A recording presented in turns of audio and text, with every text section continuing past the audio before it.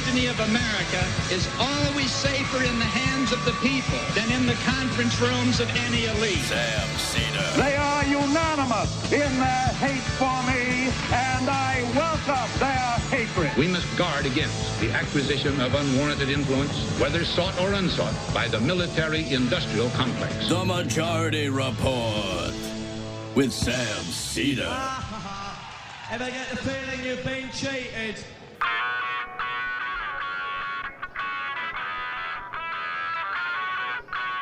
It is Thursday, October 4th, 2018. My name is Sam Seder. This is the 5-time award-winning Majority Report. We are broadcasting live, not steps from the industrially ravaged Gowanus Canal, nor are we in the heartland of America, although arguably.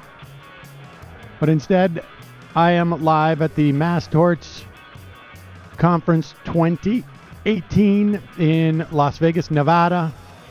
Sort of also the heartland of America. Let's face it. The heartland is where you find it, ladies and gentlemen. On the program today, I'm going to be interviewing a series of attorneys who are working on issues ranging from wages to sex workers to Monsanto suits, opioid suits, and more. Also on the program, of course, the White House has found no corroboration of sexual misconduct allegations against Brett Kavanaugh, because you cannot find what you do not seek. The FBI has delivered its so-called report to the Senate. The question is, will they be satisfied with a report that ignored literally dozens of people who wanted to testify and felt they had information that was pertinent to the investigation? We shall see if the Senate goes ahead with Brett Kavanaugh. In the meantime, Republicans are convinced that this Brett Kavanaugh fight is helping them by triggering the male aggrievement synapse in the brains of all Republicans. We'll talk more about that. Good news, a federal judge quashed, for the time being anyways, the Trump administration's attempt to end the temporary refuge system, TPS, for 300,000 immigrants in this country. We will talk more about that and all this, and of course more on today's program, ladies and gentlemen. I am here in Las Vegas for my biannual. Is that the way you put it? Biennial. Twice a year. You guys are back in the studio, correct? Yeah, Sure. we are. I said biennial, but you couldn't hear it. Okay. Biennial trip to Las Vegas. I had a pretty good day at the tables yesterday. I'm not gonna brag, but let's just say 6 figures if you include the decimal points. So 6-figure win if you include like more decimal. Actually, yeah, maybe closer to 5-figure. Let's put it that way. If you include the decimal points. So it depends. If you do fractions of cents, things look very, very good for me. We're here, and for those people who are new to the show, the reason why I do this show, why I come here, in part, it started when, in doing Ring of Fire Radio with Mike Papantonio and Bobby Kennedy years ago. Papantonio is a big tort lawyer, and particularly in an era where you have an assault on our regulatory state, tort lawyers are essentially the last firewall. They function sometimes as like the posse. We saw this in the context of the mortgage, to the extent that the government handed out any mortgage penalties, it was all built upon work that had been done by private attorneys in suing specific investment banks on behalf of, let's say, pensions or municipalities or whatnot, and then the AGs took that information. I'm going to be talking to someone in a moment about the opioid crisis and what attorneys are doing for that, and contrasting it to the tobacco settlement. The tobacco settlement was actually Mike Papantonio's partner fashioned the biggest tobacco settlement in the country in Florida, and very often these are the guys who are filling the gaps in the regulatory state and holding them to account when it seems like no one else is. So let's get that started right now. Jeff, come have a seat. Joining me now is Jeff Gaddy. You're with the firm Levin Papantonio as well? Okay, let me just pop up your mic here. So Jeff, just try and speak into that as much as you can. Jeff Gaddy, you're with the firm Levin Papantonio? Pensacola, Florida, yes. And I need you to get a little bit closer. This is sort of like a deposition. I gotcha. Okay. So tell me the litigation you're working on now. So I'm spending about 90% of my time working on the national opioid litigation based in Cleveland, Ohio, in front of Judge Polster.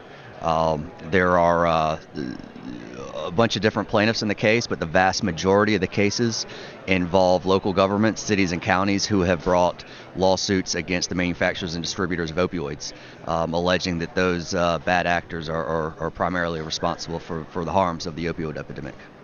And so is it specifically, I've spoken to some folks from Levin Papantonio and some other firms who are working with you on this.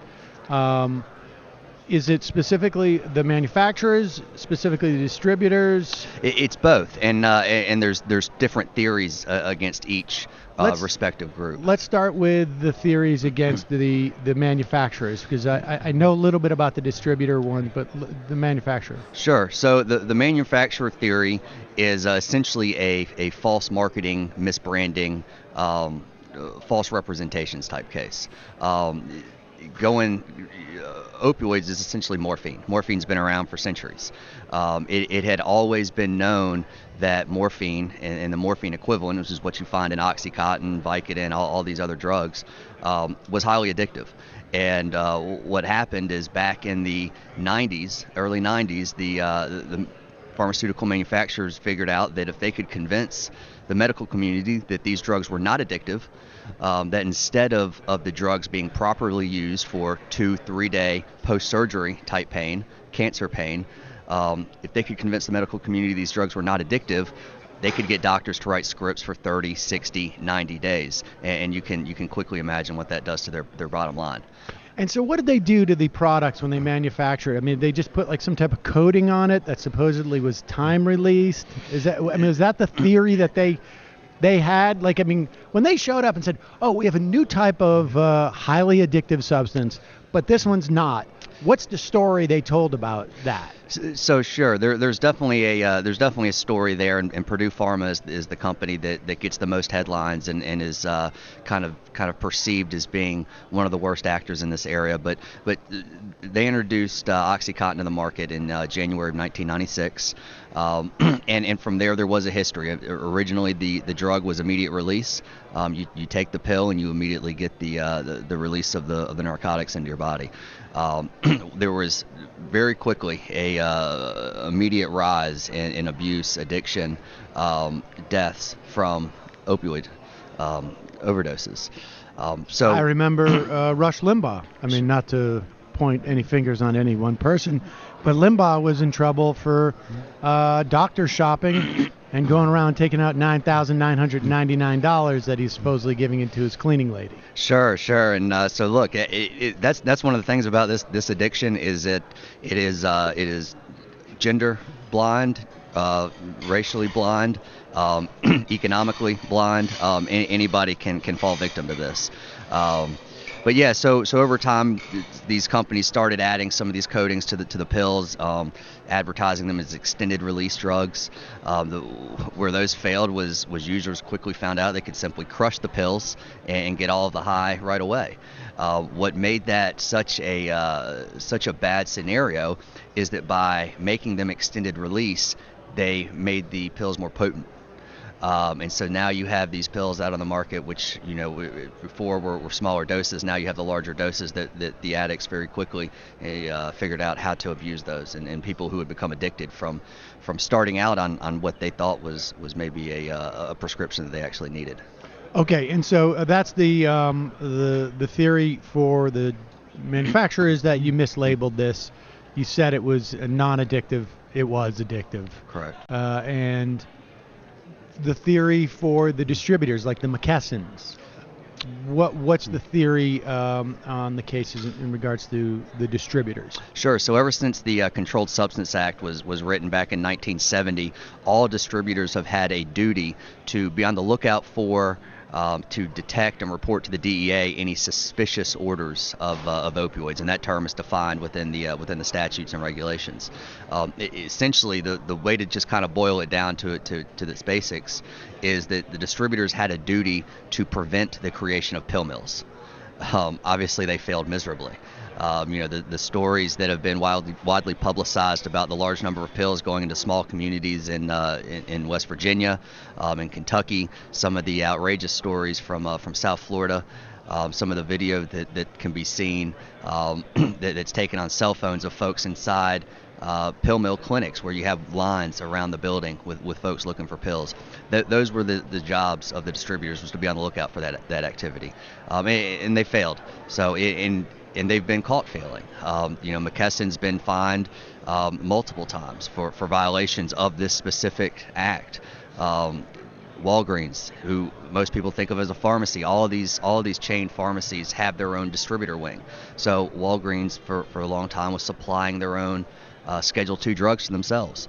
Back in 2013, they paid an $80 million fine for specifically violating this act. So it's widespread bad behavior on their part. So what is the relationship between what you guys are representing towns and counties, municipalities, and states?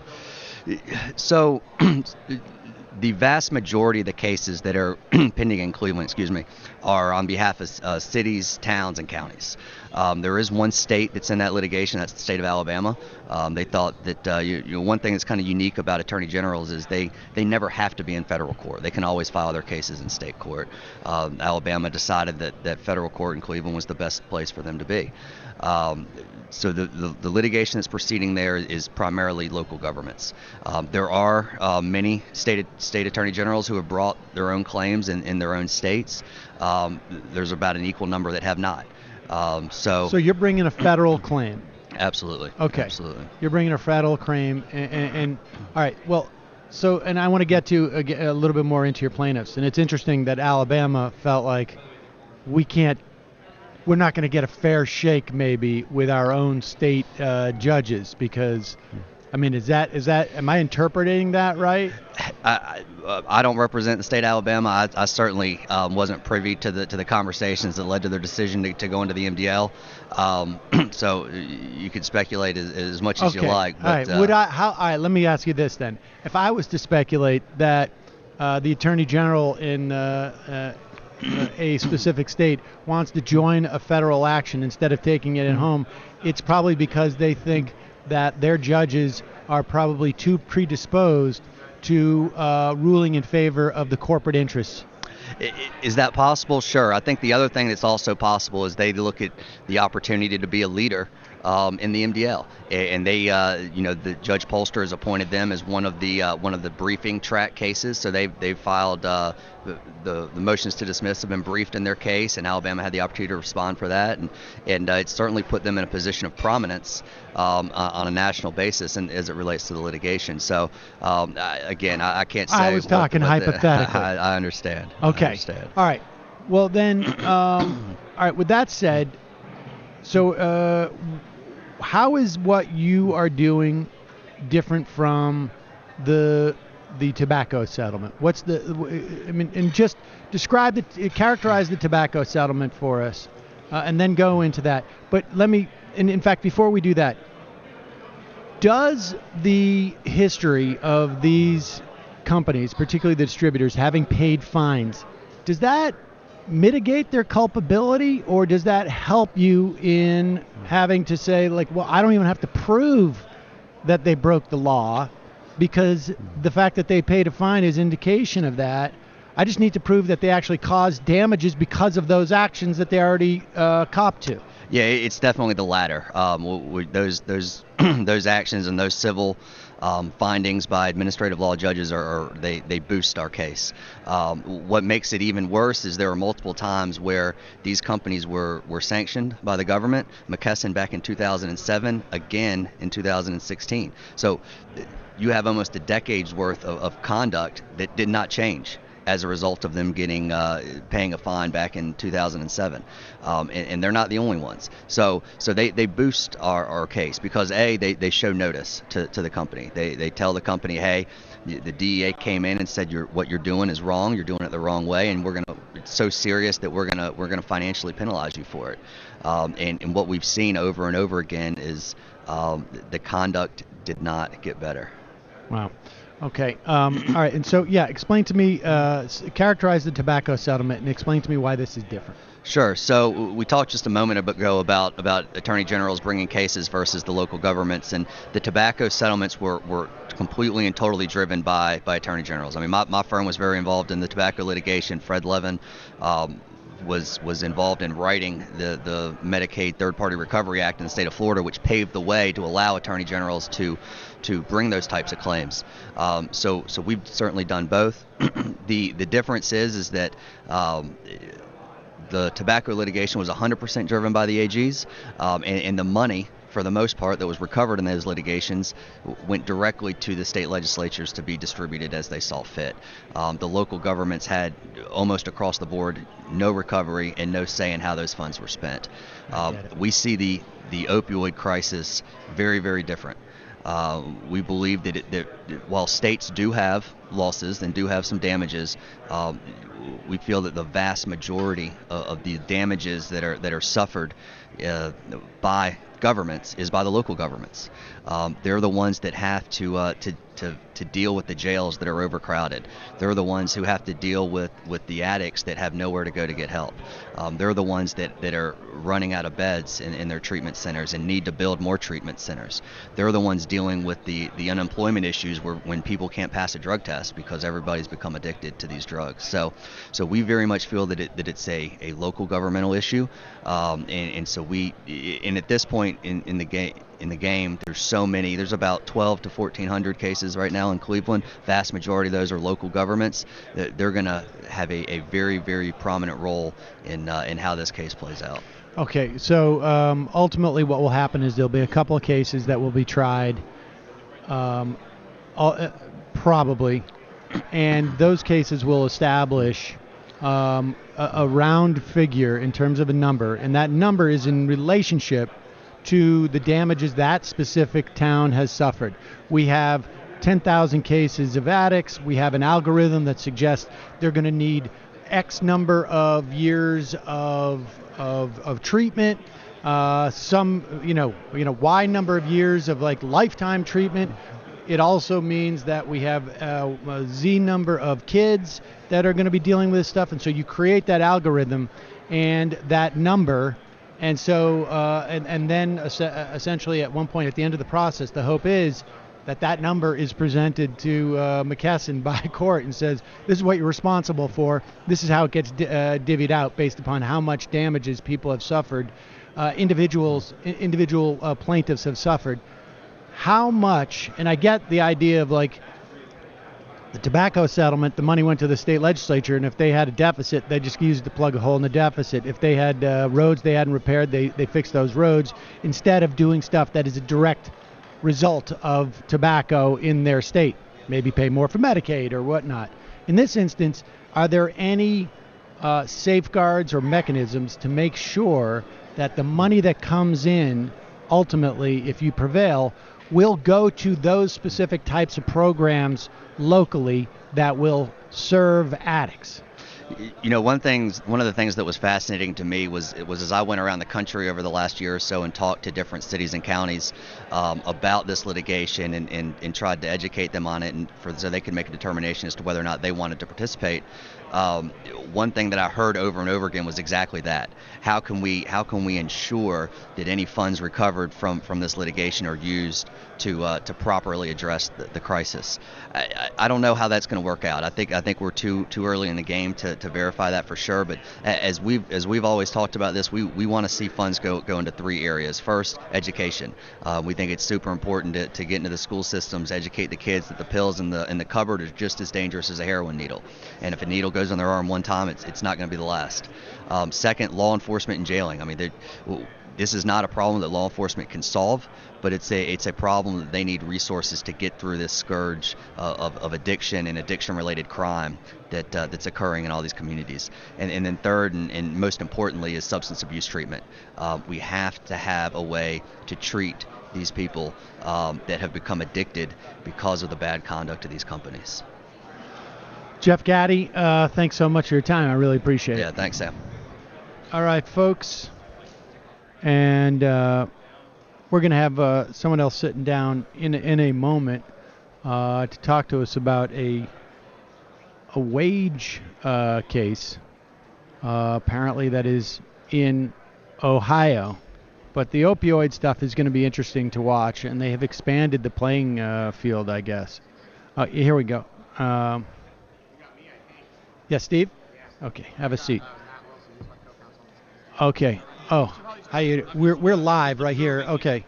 So sitting down with me is Steve Babin. You're with which firm?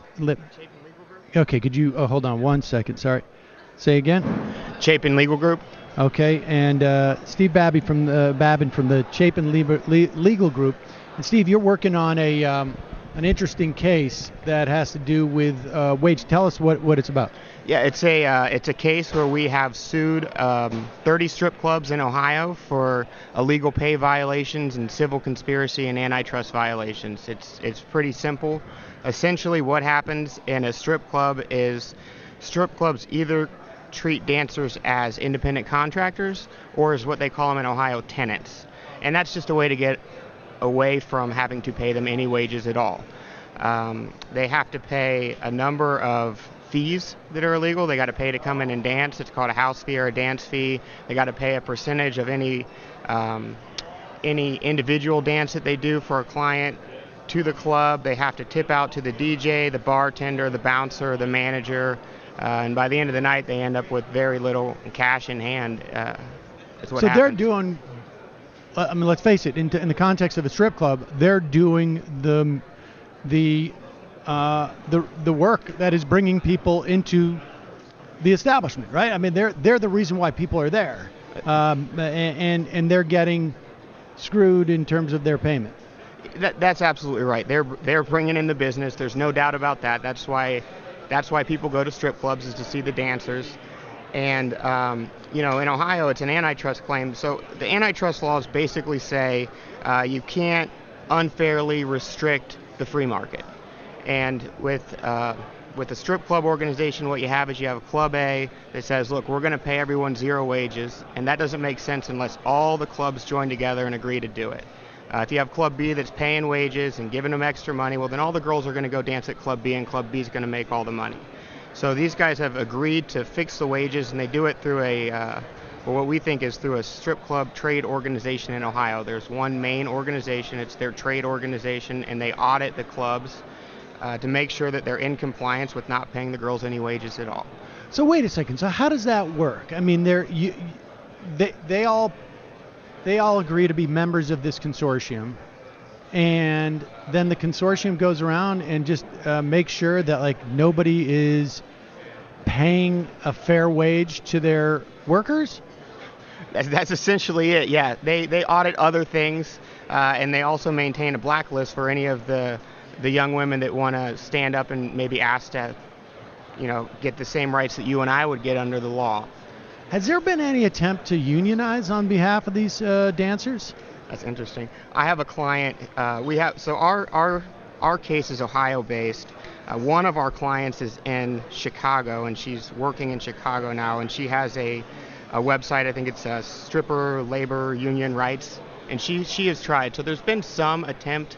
The reality of the situation is this is a group of individuals that have very little bargaining power whatsoever, right? And the strip club pay scheme itself and the culture in which it creates is a system in which the dancers are told they're worth less than the other people's lives, right? Their lives are worth less than other lives. If they were to ask to get protections under the law that you and I would ask for, well, that's probably not going to happen for them. So I think that the culture just within the strip club industry itself is such that the dancers are afraid. So how did this case come about? How did you get this case? So there have been a lot of individual, what we call wage and hour cases across the country against one strip club in California, in New York, in Florida, and some of the bigger states. And in Ohio, I had brought a couple, and in investigating those cases and after filing them, found that we had a specific trade organization that everybody joined up and said, let's make sure we do this together and implement this policy together so that we can take advantage of keeping the money in our pocket and not in their pocket. Do you need, in the context of, there's a couple of different actions here, if I understand it. There's an antitrust violation that you're contending is a state law, or is that federal? It's federal law. It's the Sherman Antitrust Act. Okay, and there are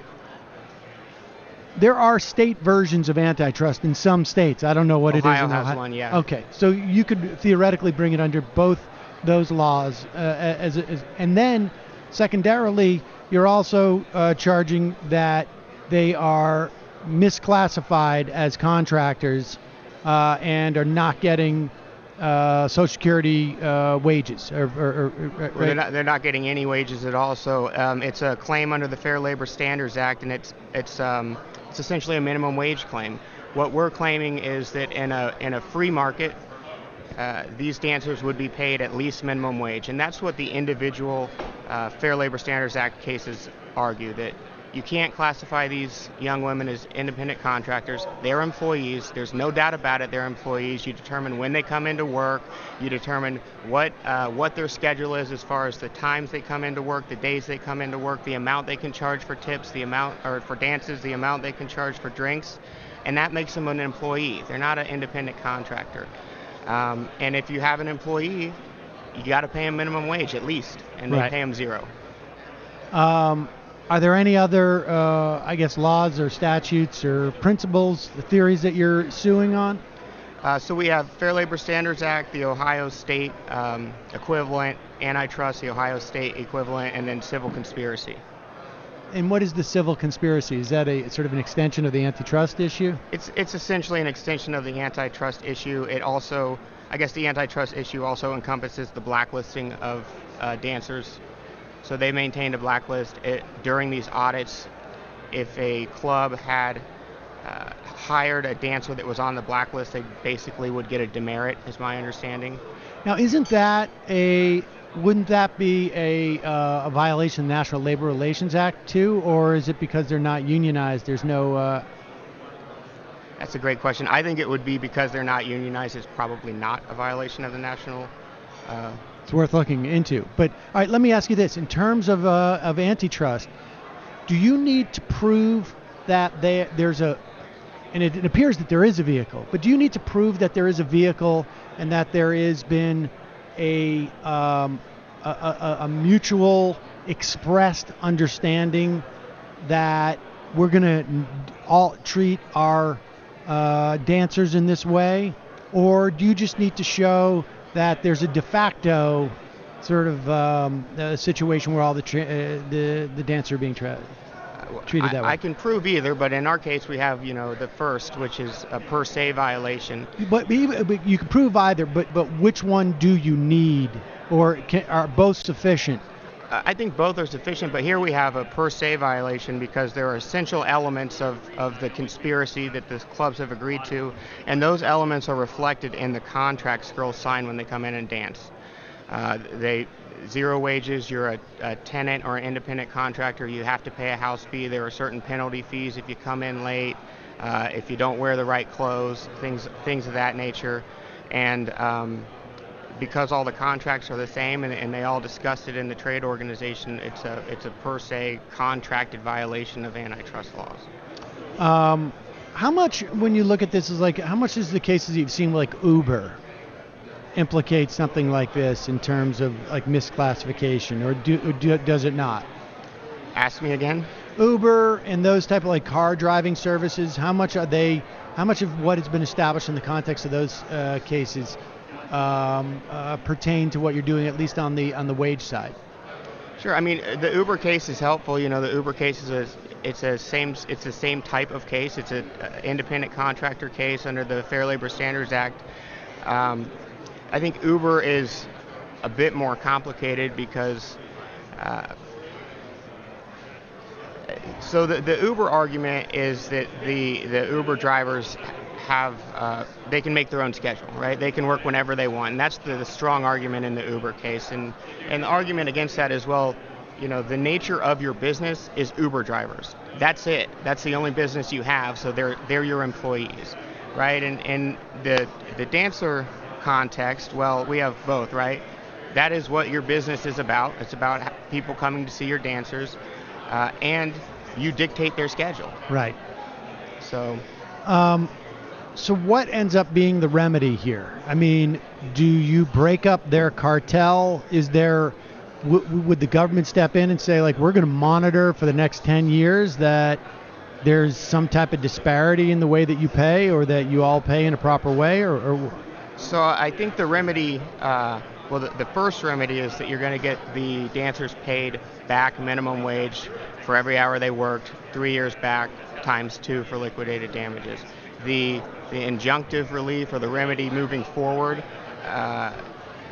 we don't know yet. We don't know what the proper pay scheme is that the strip club industry wants to implement that won't violate the law. I think that they're going to have to get together and figure that out moving forward. Who's your plaintiff? I mean, are they identifiable enough that they're suffering? I mean, I imagine if there's a blacklist, this is the type, whoever your plaintiff is, would be exactly the type of person who's on that blacklist.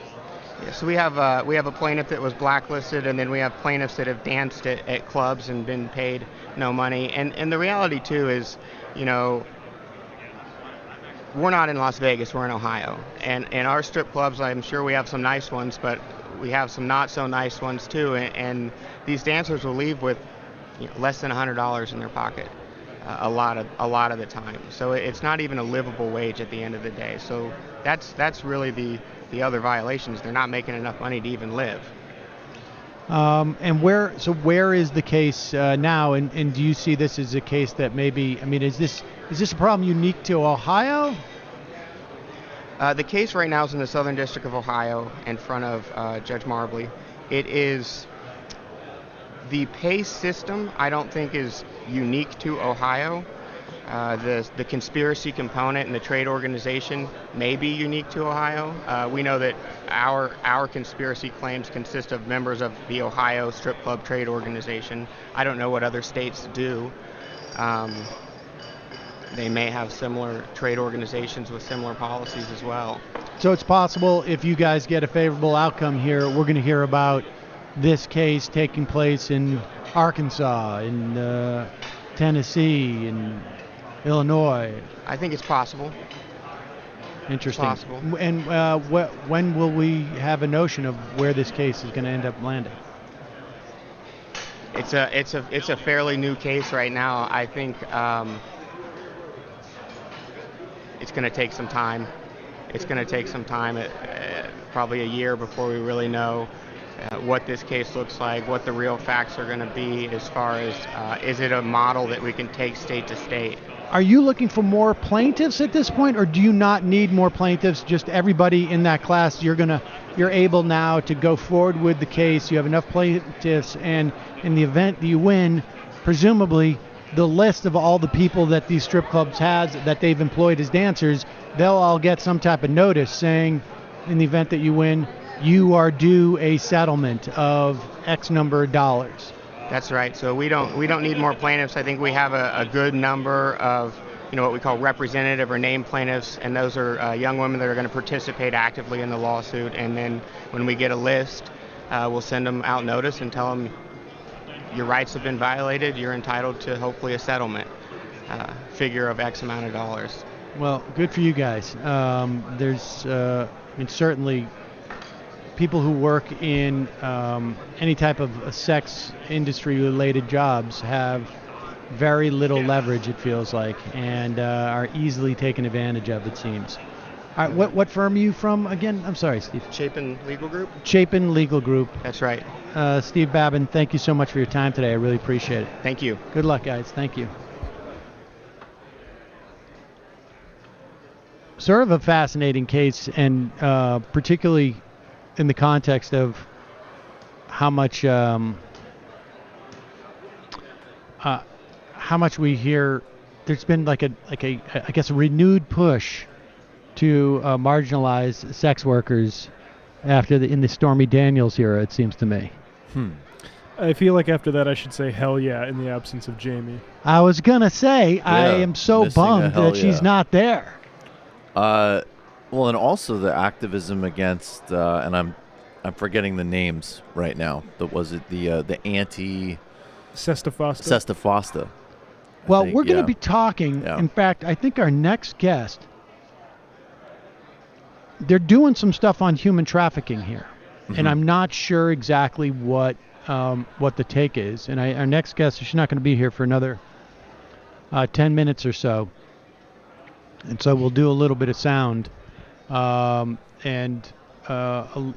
mean, it appears I'm still trying to get my arms around like where we are in the context of the Kavanaugh situation. But it appears, I mean, this is what I understand, is that the senators are looking at a report at a secure location today, because God forbid this information gets out, right? Right. To a Democratic people. Like it hasn't been coming out all week already. Right. And there's more now in the public record than there probably is in this report. The People's Report. Definitely. Right? I mean, honestly, someone should come out with a People's Report. I'm going to go interview those other 40 people.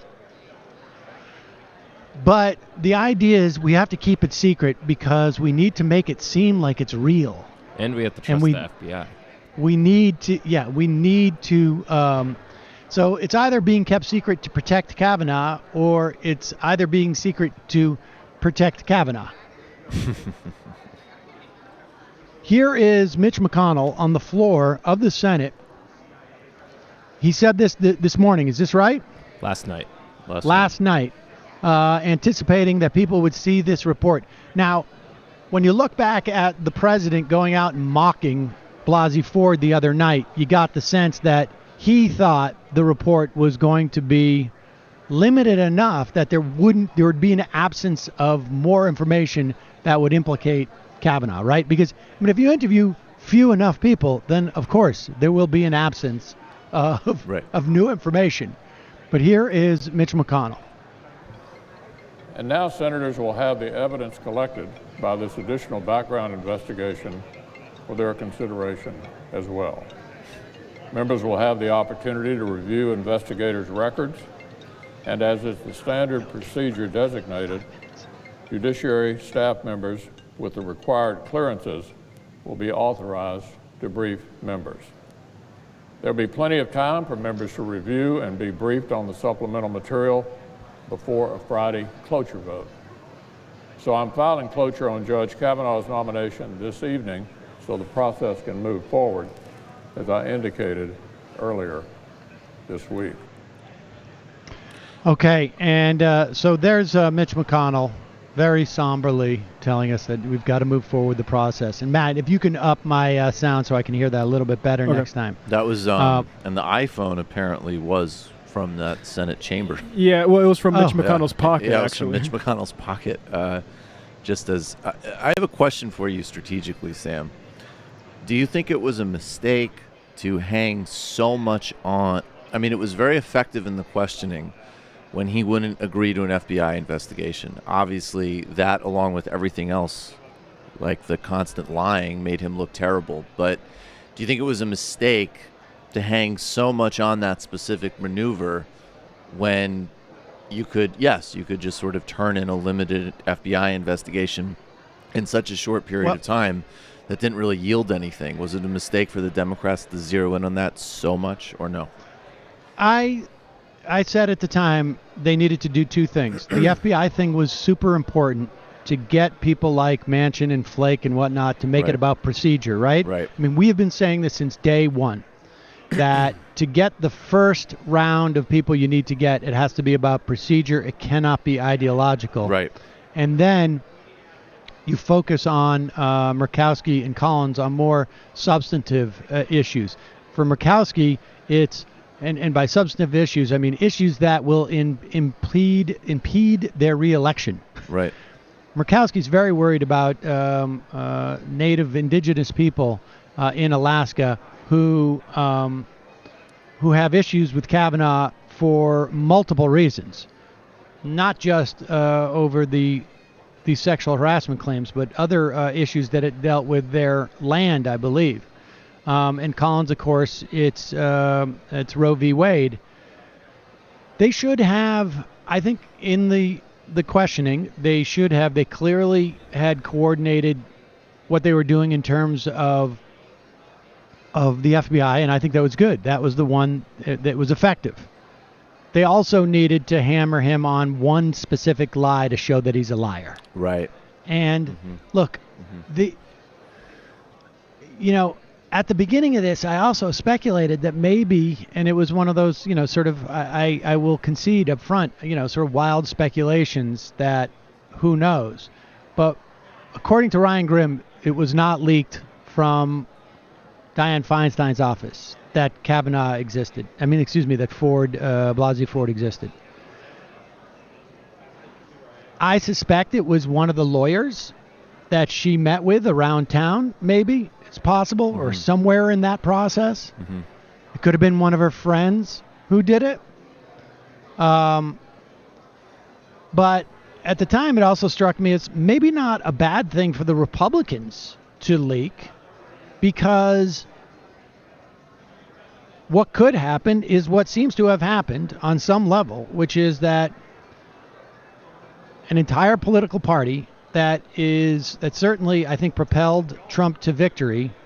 There were other aspects, but what was propelling Trump on his side, as opposed to what was depressing things on our side, was a sense of white male aggrievement.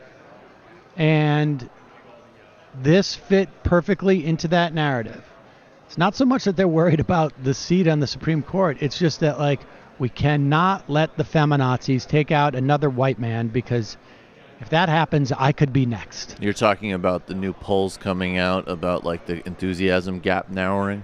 Yep, and you'll recall right on the eve of the release, or at least the awareness of that letter, we saw polls that said they didn't see any stakes in this election. And, people have to remember that, the stakes, of course, are, from a political standpoint, reversing Roe v. Wade for them. But in terms of what really lights their fire, it is this sense that, oh my God,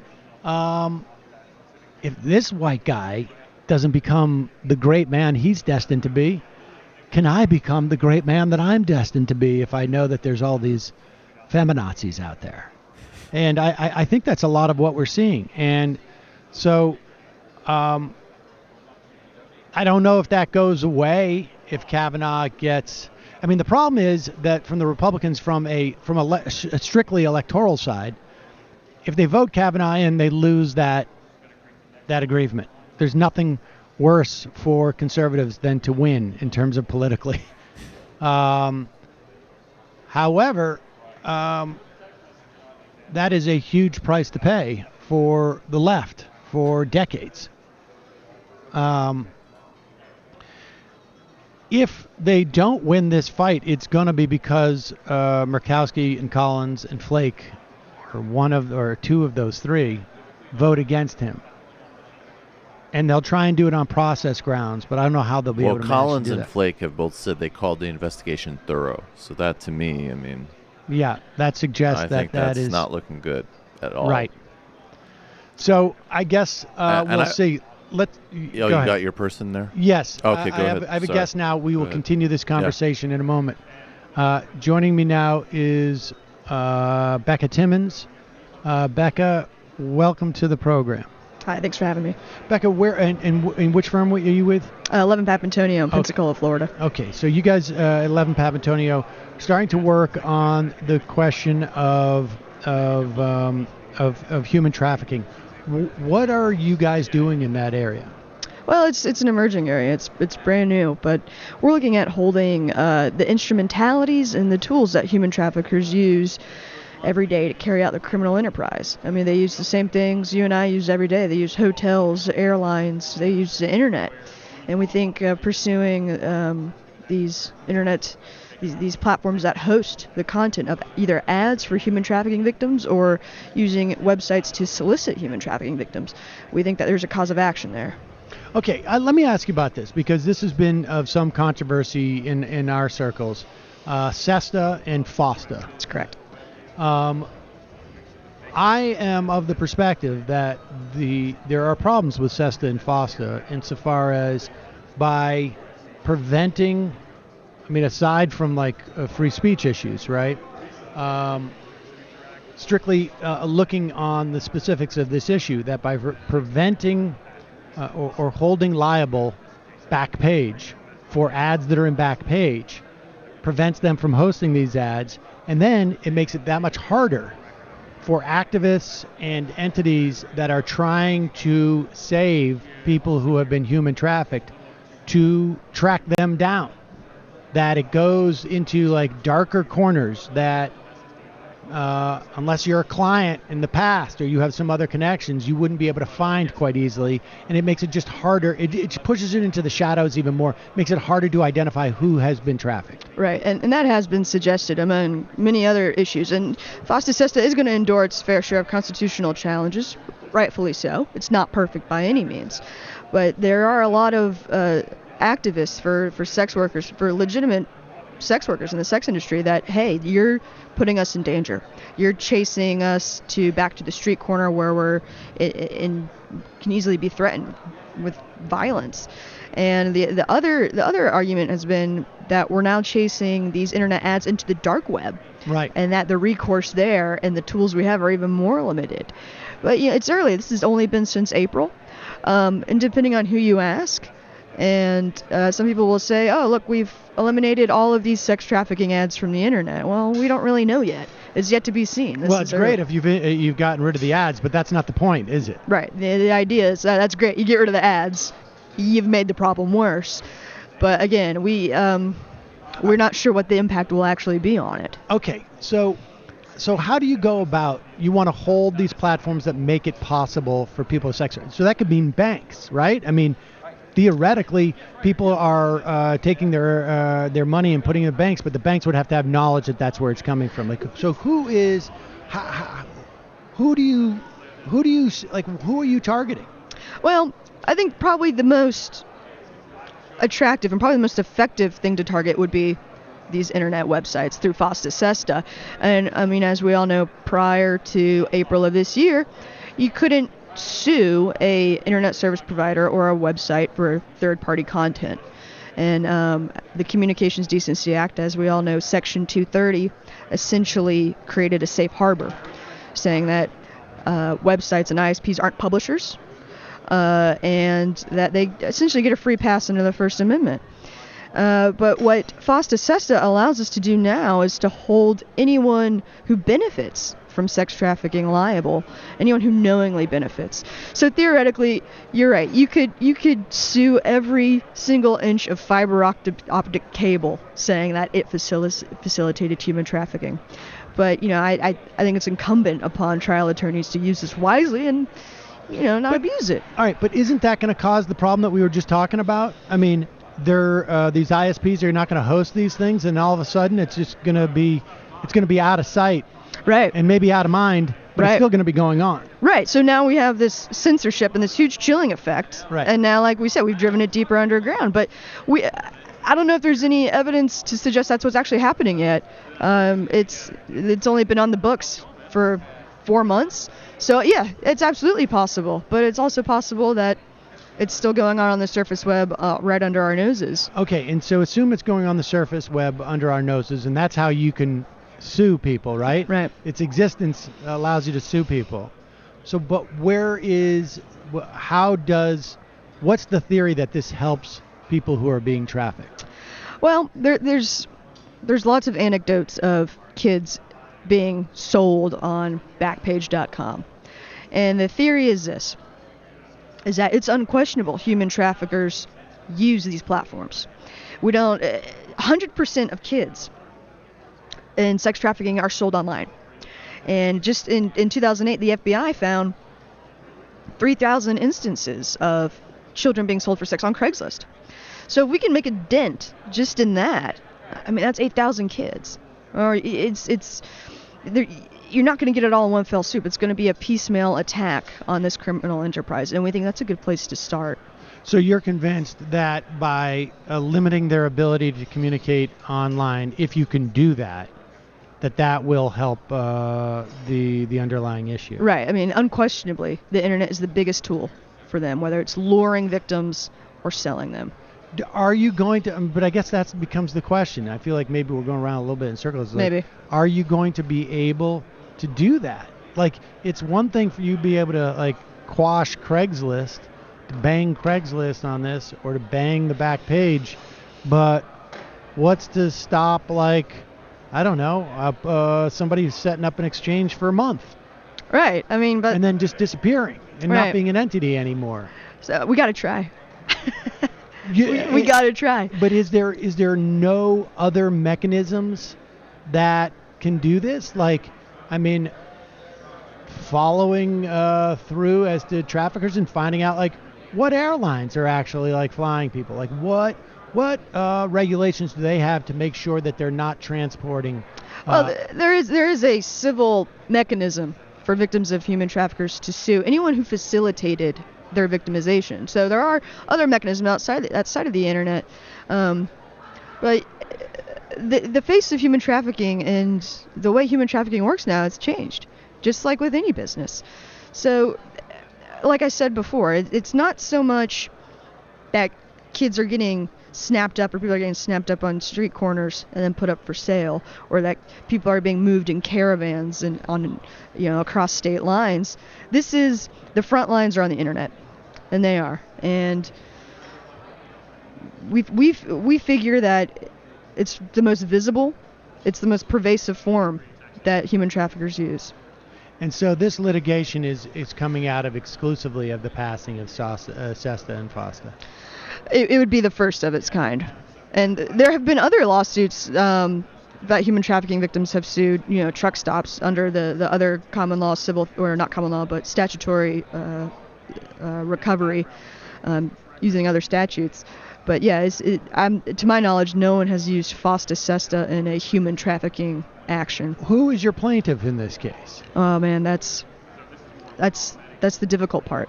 How do we get human trafficking victims to come forward and relive their pain, and how do we not exploit them again? How do we say we're gonna use you and make a lot of money, and we're gonna send a big message, hope you don't mind? So I think this is something where plaintiffs' attorneys are gonna have to really step back and handle this with a lot of sensitivity. So there's not litigation right now. You guys are still trying to figure this out. We're trying to figure this out. This is cutting edge. Because it seems to me I don't know how you get folks who are sex trafficked to come forward. I guess maybe you could find some people who somehow escaped that life in some fashion. But then I'm not clear how you get the money, the damages, to the people who are suffering from this.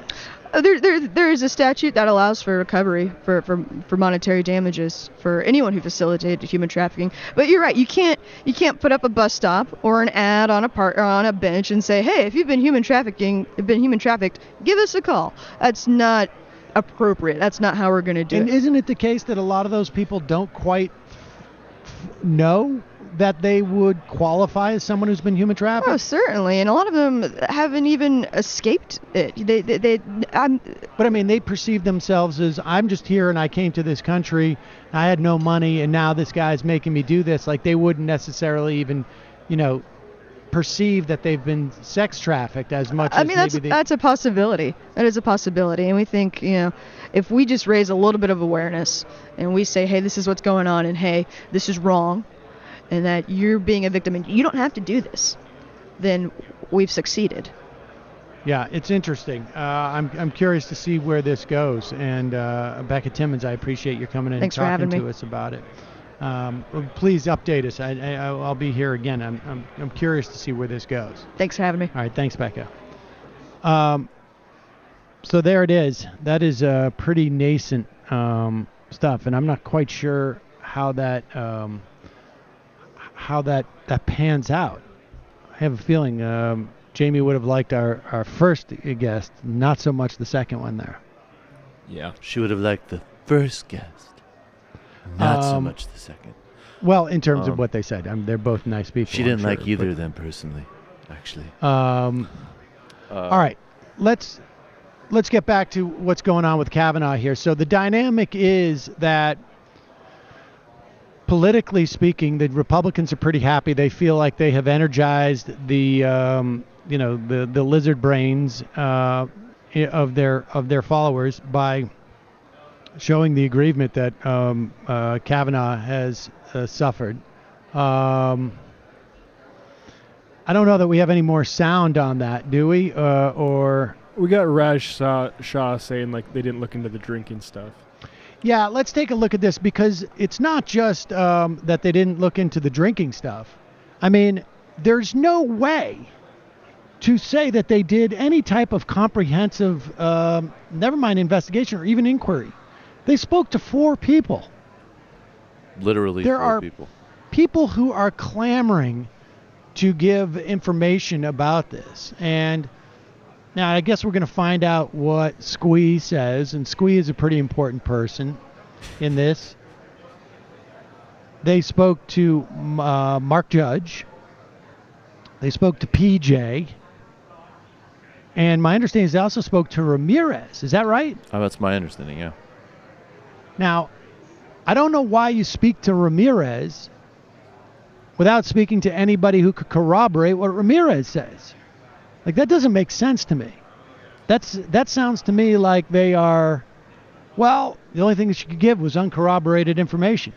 That's true, because you didn't interview anybody who wanted to corroborate what she was saying. They probably put a Jack Bauer type of guy on that could read a mind or something. Jack Bauer could read minds? I didn't realize that. That's a real problem. Well, But I think here they is, knew it would be a huge problem if they were to open up all of Yale, because people are coming out of the woodwork there now. Yeah. I mean, this is the time. This is the time parameters issue, which is like, in order to actually do this, you're going to actually need take some time to do it.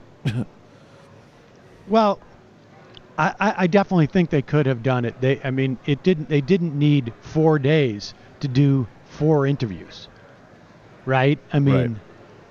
I go to a conference and I interview 15, 20 people, and there's only one of me. There's an unlimited supply of FBI agents who could theoretically, there's probably 80 FBI agents that you could send out on a Monday morning, and by Monday evening they could have interviewed everybody. How many can you trust not to be deep state, though? Mm-hmm. Well, that's true. Here is Raj Shah on CNN. He's deputy saying, press secretary? Yeah, saying that, well, whatever. They want to know about the memory lapses. The friends who have come forward said that they know that he had memory lapses, and he said that he didn't. And that's relevant because Christine Blasey Ford has a story of him being staggeringly drunk, and maybe he doesn't remember it. Well, they're not actually claiming direct evidence of memory lapses. They're saying they don't necessarily believe his testimony. No. What they're the saying Senate, that they know. Hold on. Let me just give you the real information. They're saying they were his roommate in college. They knew him in high school. They were his drinking buddy. There are more than one people. You're talking about Jamie Roche's interview, and I'm talking about right? Chad Ludington, and I'm talking about a woman at Yale who drank with him all the time, who says that they know that he had memory lapses because he couldn't remember the times that he spent with them.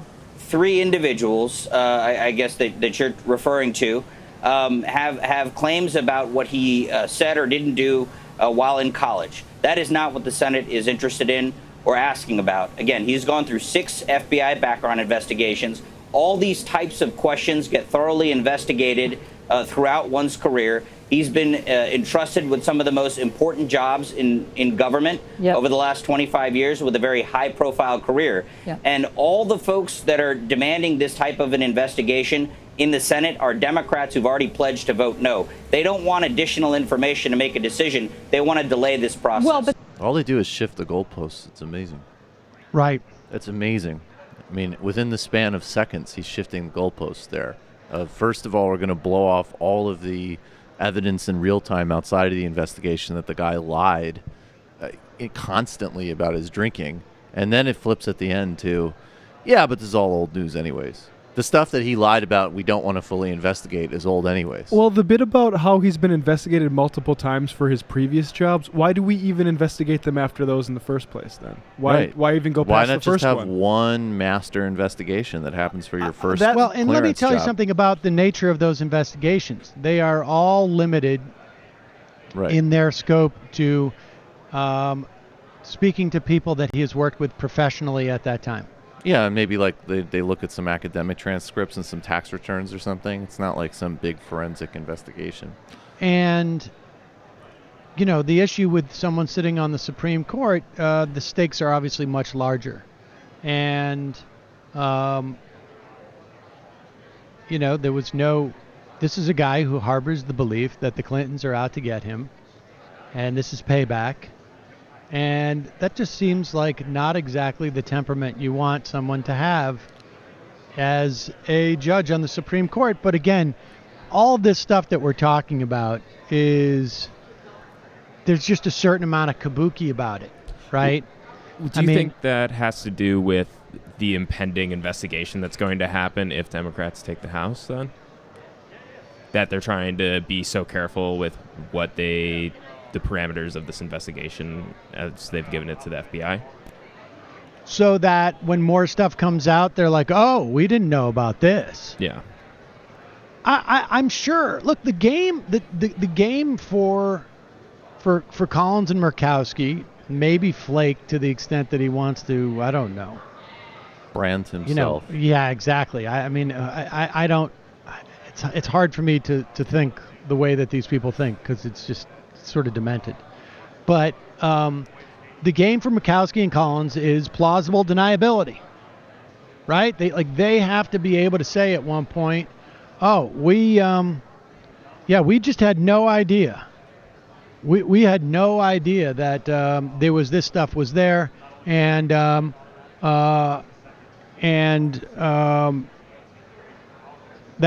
you know, the FBI gave them an all clear, so we were good. But I guess we will see. And if Collins is saying that she thinks it's complete, that in some respects that she has to abide by it, right? That is yes. the she big said tell. It's thorough, and yeah, I mean, maybe the last move with her is to just say, you know, this guy is going to gut Roe v. Wade. And we all know this, you know this, and if, you know, but I mean, she's already closed the door on that too. She said a couple weeks ago that, you know, what did he say? He said something that reassured her. I forget what the terminology was. It's got to come down to, again, that process. The FBI process was a well, sham. if that's what it comes down to, it looks terrible from what she said. And I cannot imagine that Manchin, Bucks, Flake, and Collins, and you know, I wonder. Heitkamp is Well, I sent that to you the other day, Matt. Like, what the hell is going on? Yeah, she's like, it's like 40 to 50. She's losing to Kramer now. Well, I'm wondering with Heidkamp is if Heidkamp is definitely going to lose, then maybe this is an opportunity for her to say, why don't I vote against this guy on the way out? I mean, the very least she could do that. I don't know that she's that principled. That's not the way that works. I don't know anything about her. You've watched too many. You've watched Bullworth too many times. All right, let's. What's Bullworth? What's Bullworth? I don't watch Bullworth, dude. What's that movie? It was what's his face? What's the? I can't remember the actor's name. Famous Warren Beatty. Famous actor. Warren Beatty, when he was the politician who had cancer. Wait, so the guy who raps? Yeah. Wait a second. You think that Heidi Heidkamp saying, I'm down double digits, I might as well vote against this guy I don't like and have a in with Democratic constituencies in the future is the equivalent of her starting to rap? Well, it's not just rap. You should watch the whole movie. Okay. I mean, he took a principled stand because he thought he was on the way out. All right. And that's... All right. Nice. Might be a little bit of a stretch. Yeah, Oliver Platt. And it's worth watching the movie. Daniel Nye is joining me. We're going to be talking about Valsartan. Here, hold on. Let me get you up here, Daniel. And what firm are you from, Daniel? I'm with Levin Papantonio. Papantonio. Yes. And, okay, so Valsartan, what is that? What is that drug? Well, Valsartan's a very popular blood pressure medication. It's called an angioretention blocker. So right now there are currently 3 million people using Valsartan in the U.S. Very popular blood pressure medication. And you'd get prescribed this for having high blood pressure? Yes. Okay. That's right. And so what is the controversy around Valsartan? Well, this is the largest Class 1 recall. Most likely. We're still trying to validate the numbers, but it appears to be the largest Class 1 recall ever. Okay, what is a Class 1 recall? A Class 1 recall is where the pharmacies and the insurance companies, they're required to send notice directly to the consumer, so directly to the people who've been affected by the contamination that's inside of the Valsartan. And that contamination is what's called NDMA. We call it dimethylnitrosamine. So basically, N as in Nancy, not MDMA, which is ecstasy, but NDMA. All right. And basically, it's very toxic. It the WHO classifies it as a possible carcinogen, but the only reason they can only say possible is because you can't do human studies on it because it is so toxic that you wouldn't subject any humans to that kind of study. So wait a second. So there is a drug that 3 million people take in this country. That's right. Has the recall happened yet? It has. It's been issued. It has, and there's over 1.5 million people that we know that are subject to the recall already, and the list is going up and up. So the FDA continues to update the list of the different medications, the different U.S. manufacturers that had this contaminated Valsartan. Most of it comes from one Chinese plant in China where they were making the active ingredient that goes into the Valsartan. So they ship that active ingredient over here to the U.S. and they put it into pill form here in the U.S. That active ingredient is contaminated with NDMA. And where did that contamination take? It took place in this Chinese factory. That's right, Chinese factory. And what we've seen with a lot of these Chinese factories, and this one is no worse. It's called Weihai Chinese factory. And essentially what happened is when they're combining the molecules together to give us the active ingredient for Valsartan, if you combine those molecules in too acidic of an environment, you get these byproducts called NDMA, NDEA, and other nitrosamines, and that's exactly what we found in this pill. So, and it's a high concentration of it as well. Is it jet fuel? Like what was it? I heard that. That's right. NDMA is commonly found in jet fuel. That's the main spot. So basically, people are ingesting a little bit of jet fuel in every time they take this pill of Valsartan. How many times a day do they take this pill? They'll take it one time a day. But these people have been taking this contaminated Valsartan. A lot of these, clients of mine have been taking it for 4 years now. How did they find out that this was contaminated? That's a good question. We're still trying to find that out, but we don't know if the manufacturer actually came out and recognized that they had it inside of there, or if it was one of the agencies like the EMA. We think that maybe they got tipped off to it. It's the European Medical Agency. It's basically the equivalent of the FDA, but at Europe's agency. Does the FDA test, like, okay, we have the most popular pill in the country for blood pressure. Does the FDA say, like, okay, good, every millionth pill that you send out, send one to us. Send us 100 pills, and we're just going to test it in our lab just to make sure that it's...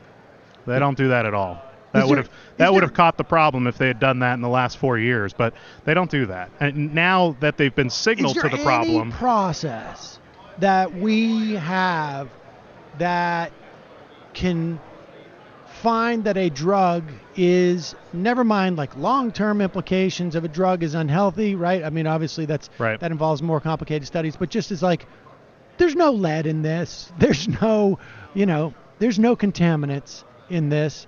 We're just going to run like, a half a dozen potential contaminants of every pill. That's right. Do we have any mechanism for that? The FDA puts the onus on the manufacturer to do that testing. Then what do they do? They send in documents to the FDA like, that's hey, right. Every quarter we test, or every day. Or the inspectors go to their manufacturing plant and they examine those test results. Now, what you will see with these manufacturing plants... The FDA inspectors or third-party inspectors? The FDA inspectors. Okay. There are only 17 of them in all of China, and they're required to look at all these different manufacturing plants in China. So they'll usually only get about 30 minutes to an hour at these manufacturing plants. There's 17 FDA inspectors. There are. In the entire country of China. That's How many of U.S. drugs are manufactured in China?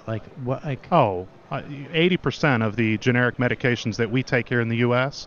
are manufactured in China. So how many companies are we talking? How many factories do these 17 people have? Numerous. I don't know the number, but they'll normally get one trip to factory. Maybe they get 2 or 3, and they'll usually be there for a half hour is our best estimate at this point. But what's interesting is even in that short amount of time, they catch these Chinese manufacturing companies manipulating data all the time. So there's no restrictions by the Chinese government on these companies, is there? Well, there are, but we don't think they're anywhere close to where they should be. Why don't we say, you know what? You got to manufacture this stuff in America. That's what we try to say, but we give a loophole, which is if you manufacture the active ingredient in China, you can then ship it over here and put it in a pill form in the U.S. That's their way around the loophole. I mean, they do the same thing with automobiles, all sorts of issues. As long as you put it together in the U.S., then you get around the loophole. But we could say active ingredient must be developed in the United States. Absolutely, we could. And so when you... All right, let's talk about the action that you're going to follow here. So you don't know why they initiated this recall.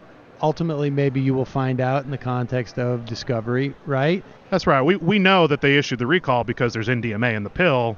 We don't know who alerted the MDMA in the pill. And that's relevant because it goes to when they knew, right, and how they knew. Because theoretically, they should have been the ones who said, like, oh my gosh, we have this. Yes. And fortunately, we've been so diligent in testing that we found out probably 2 weeks after the first pill was made with this stuff. That's right. And I will say, in terms of litigation on these types of cases, this isn't a failure to warn case. This is strictly a manufacturing defect. You're strictly liable if you put cancer in your pill. So it's they're going to be liable. It's just a question of how big the damages are based upon trying to figure out how long they've been doing this for. That's right. And we also think that the U.S. manufacturers who put it into pill form are also liable for this because they're also required to do their own impurities testing. Wow. So the system failed on multiple occasions. Multiple occasions. And then when you're getting, when you go in for damages, I mean, just tell me how it works here.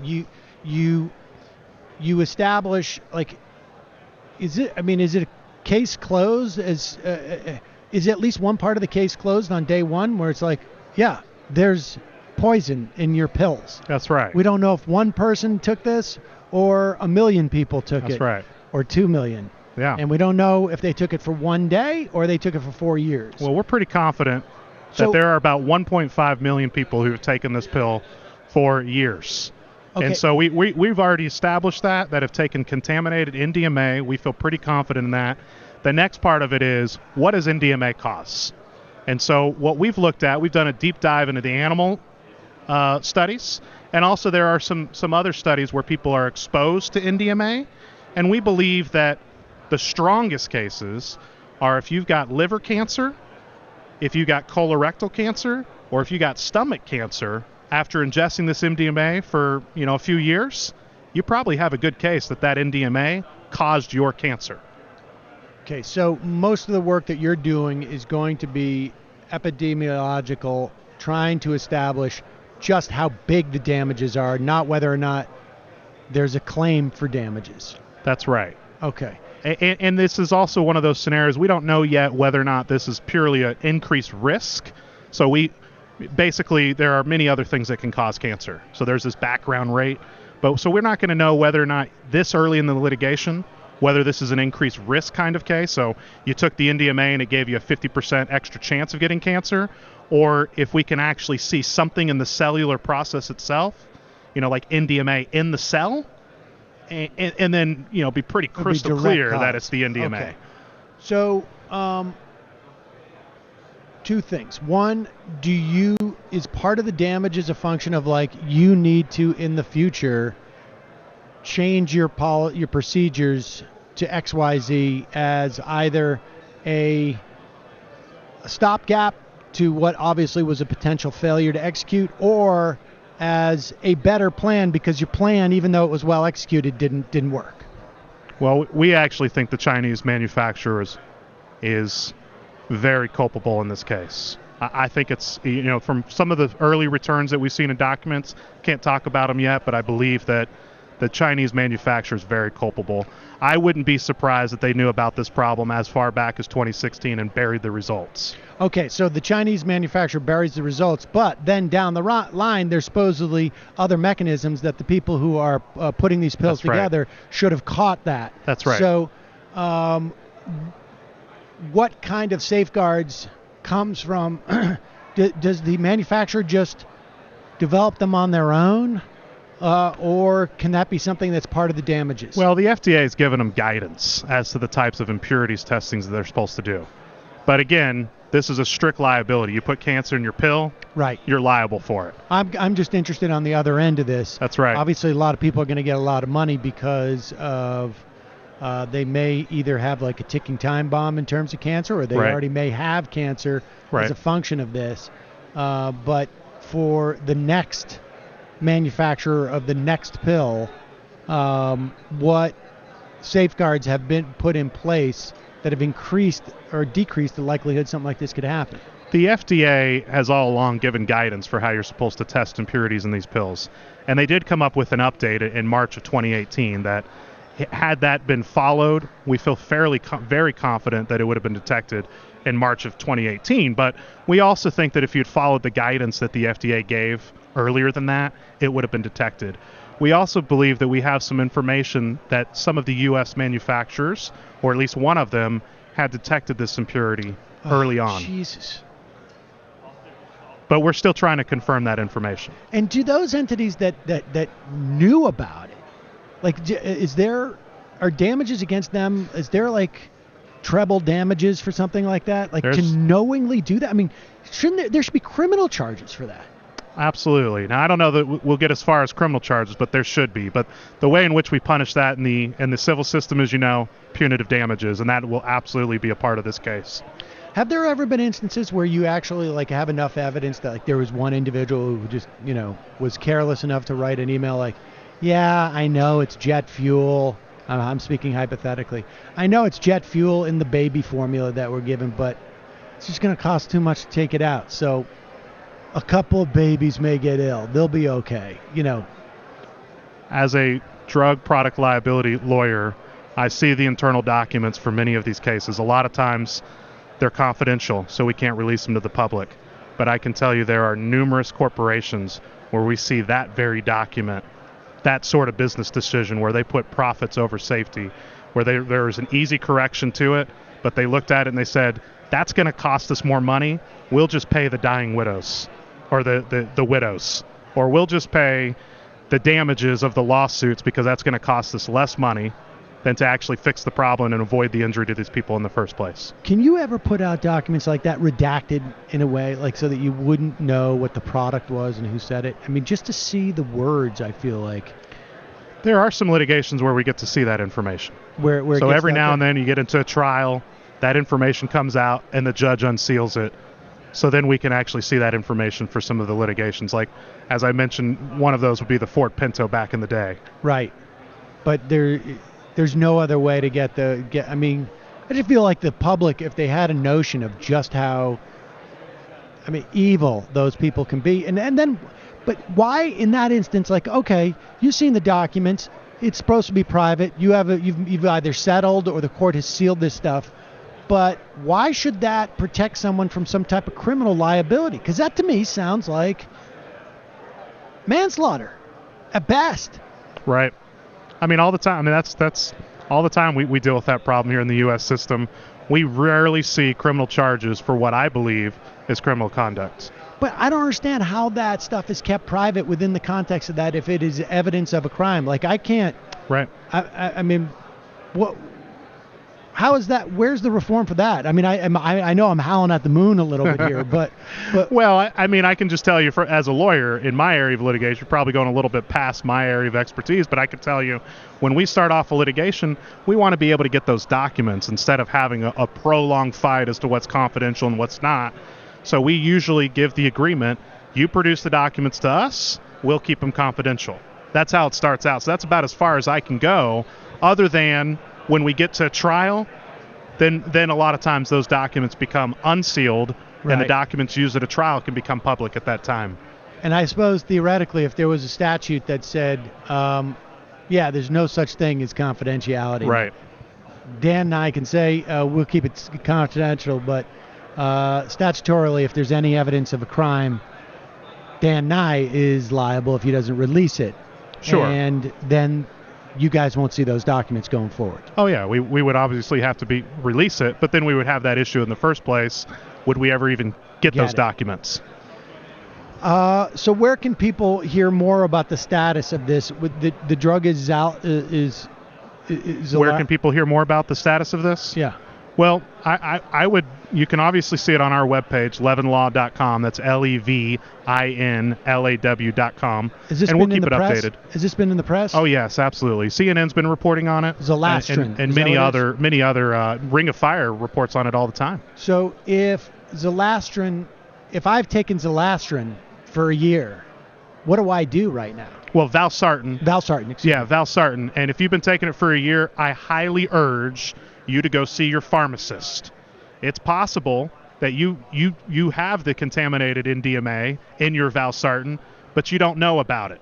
So sometimes the notice doesn't get to all the consumers. So go to your pharmacist, talk to him about it. Get a different prescription. Well, see if it's even the contaminated Valsartan, because there is some uncontaminated Valsartan, then you're likely safe. But if it's the contaminated Valsartan, they're either going to likely give you an uncontaminated Valsartan if there's enough of it in supply, which there's been a shortage, or they're going to give you a drug in the same class. Okay. And then eventually you'll hear from folks if you had some of that contaminant. But do you go to your doctor at that point and say, hey, I've been taking this stuff? Well, you can go to your doctor as well, but the pharmacist is going to be the main person who's going to know. You switch it out with the pharmacist and you find out you've been taking it. But if you find out that, like, I've been ingesting jet fuel, like, are there recommended steps for you to take to, like, sure, maybe you should get some cancer screenings? That's right. Well, we don't know what the incident is at this point. You've been taking NDMA for 4 years. The FDA came out and said 1 in 8,000 people would get cancer. That was their first estimation. We think that might be a very conservative estimate, but we don't know if it's going to be 1 in 500, 1 in 1,000, 1 in 2,000. But I absolutely think it's wise to go to your family doctor at the very least and tell them, I've been taking the contaminated Valsartan. I just want to do a checkup to make sure I don't have a cancer. All right. Well, Dan Nye, thank you so much for your time today. I really appreciate it. Absolutely. Thank you, Sam. Thanks. Wow. Always nice to hear about those cases where you have drug executives who are like, Every single type of executive. We should do a compilation of that question of, have you ever seen the thing where they just decided to make I feel like over the past 6 years, I've asked that question to a lot of lawyers, and they've all been like, you can't believe what I've seen. They almost never let you finish asking the question. I think dozens. We've heard some variation on that with guns, drugs, cars. Even like the McDonald's coffee case. Remember like that debunking about that everybody, that was like the world's #1 frivolous lawsuit? Yeah, hot coffee. And we that actually film did it. Yeah, and then you actually went into it. It was like, no, this was actually catastrophically dangerous and reckless by the McDonald's Corporation, and they seriously harmed somebody. Oh yeah, she had scarring all over her crotch. She was an older woman. Right. She just and wanted barely nothing from them. But apparently it was practiced by McDonald's to keep the coffee that hot because it saved them some money about having to reheat it. It meant that they could pre-pour it, and maintain it on the shelf for, 130 seconds, which is going to save us every day across the country $6,000 or some excuse me, some I talk about this. Sam in Vegas mode, dressed like a G-man and talking like a sailor. Yeah. It's fucking nonsense. Absolute nonsense. I have to say, it's capitalism. But the thing is that I guess it is. It is. I guess it's just that it is. There's a certain inevitability, I guess, in the sense that if you're going to set up a system this way that rewards greed, how do you find that limiting principle? Right? Because like every calculation that these guys make is we're going to maximize profits. And that's the only thing that's important. Well, that's like the Koch brothers market-based management, right? It's like how to save money on pipeline monitoring. Yeah, it's everything. And it's like, I did an interview that we're going to play tomorrow with a guy named Mike Berg, who is handling the cases of those gas lines that blew up in Massachusetts. Jesus. And, it's a classic case of like, wow, we got a real problem with these pipes. All right, well, let's just wait on it. Right. Because if we spend the money now, preventatively, all we're going to do is cut into shareholders. Right. How much money they make. And so let's just wait until it's, a problem. I mean, it's they even have a fiduciary responsibility to maximize shareholder profits pretty much at the expense of literally everything else. I mean, nothing surprising about it.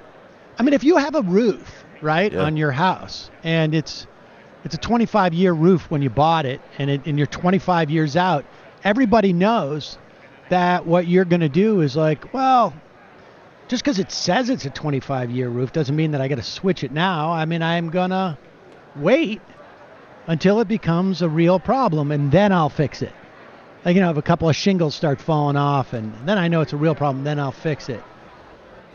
But, a couple of people's houses blow up in right. The problem is Falmouth. the stakes, we know it's a real problem. Right. The stakes are slightly different, Jesus. And you're, unbelievable.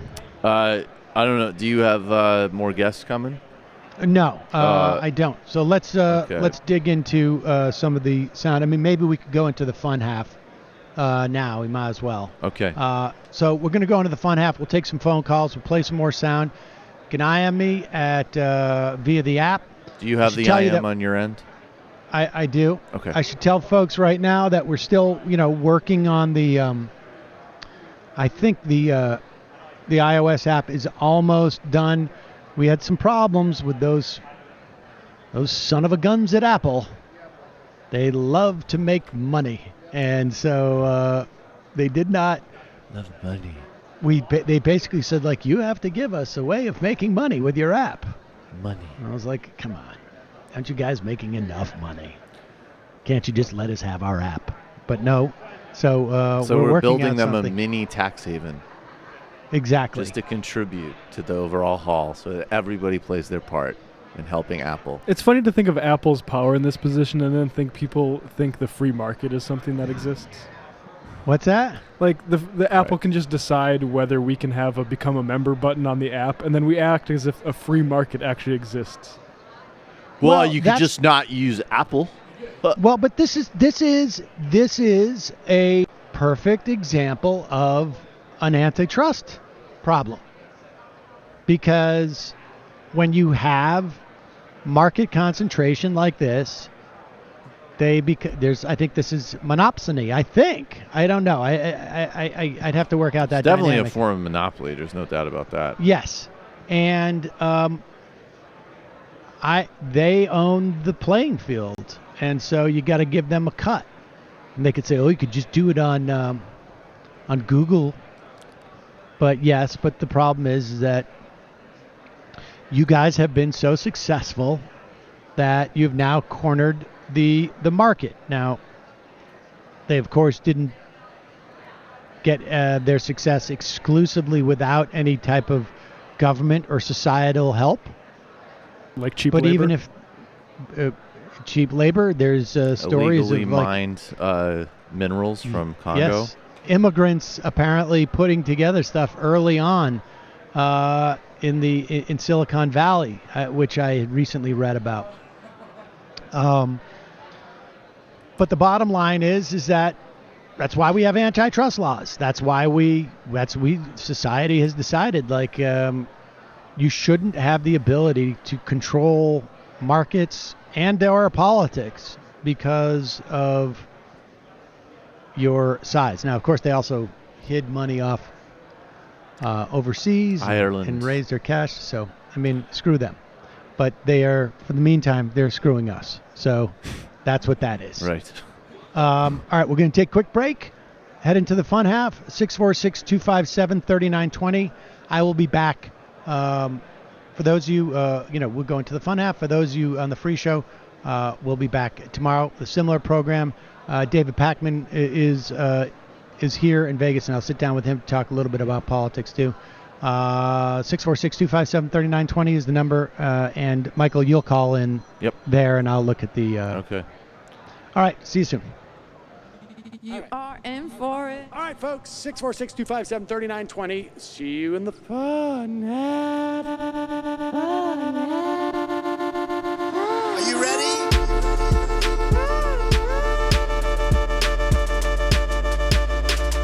Who sent us this? Alpha males are back. Boy, back. And the alpha males are back. Just as delicious as you can imagine. The alpha males are back. Boy, back. And the alpha males are back. Just want to degrade the white man. Alpha males are back. I take all of it in my throat. Alpha males are back. Almost has what? The alpha males are back. You are a madman. And the alpha males are back. I am a total cunt. Can we bring back DJ Danerky's song, please? Yeah, or a couple of them. Just put them in rotation. DJ Danerky. Well, the problem with those is they're like 45 seconds long, so I don't know if they're enough of a break. That's fucking nonsense. Hey, folks. Reminder.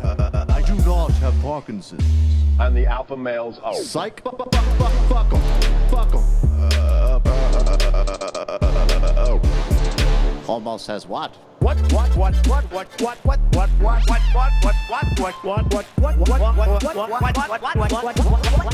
Almost says what? Hell of a lot of bank. Hell of a lot of bank. Hell of a lot of bank. Hell of a lot of bank. Hell of a lot of bank. All lives matter. Have you tried doing an impression on a college campus? I think that there's no reason why reasonable people across the divide can't all agree with this. Psych. alpha males are back. And the Africans are black African. And the alpha males are back. And the Africans are black. When you see Donald Trump out there, doesn't a little part of you think that America deserves to be taken over by jihadists? Keeping it 100. Can't knock the hustle. Come on, fuck 'em. Things I do for the bigger game plan. By the way, it's my birthday. Happy birthday to me, Jew boy. I have a thought experiment for you. And the alpha males are back. Africans are black. Alpha males are back. Africans are black. Come on. Come on. Someone needs to pay the price for blasphemy around here. I am a total pussy.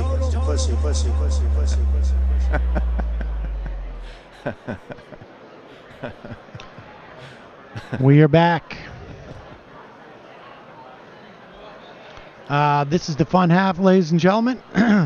I am in Las Vegas, Nevada. I will take your IMs, your tips on blackjack craps, and we'll play some sound as well, and we will take some phone calls.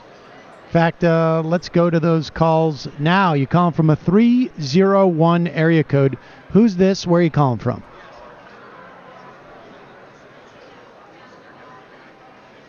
I don't hear anybody. Do you guys? You got to try again. I think it just went on your screen now. Try. Calling from a 301 area code. Who's this? Don't hear anything. You guys don't hear anything either. No. Okay. No. So could just be the Goodbye. call. Yeah. Calling from a 210 area code. Who's this? 210. 210. Matt, are you... Matt? I'm hearing myself back. Can't hear anything Okay, here. try now. Go ahead. Try 210 area code. Good afternoon, Sam. How you doing? Matt, are these phones, are they hearing me? Oh yeah, now you can hear him. Sorry. Yeah.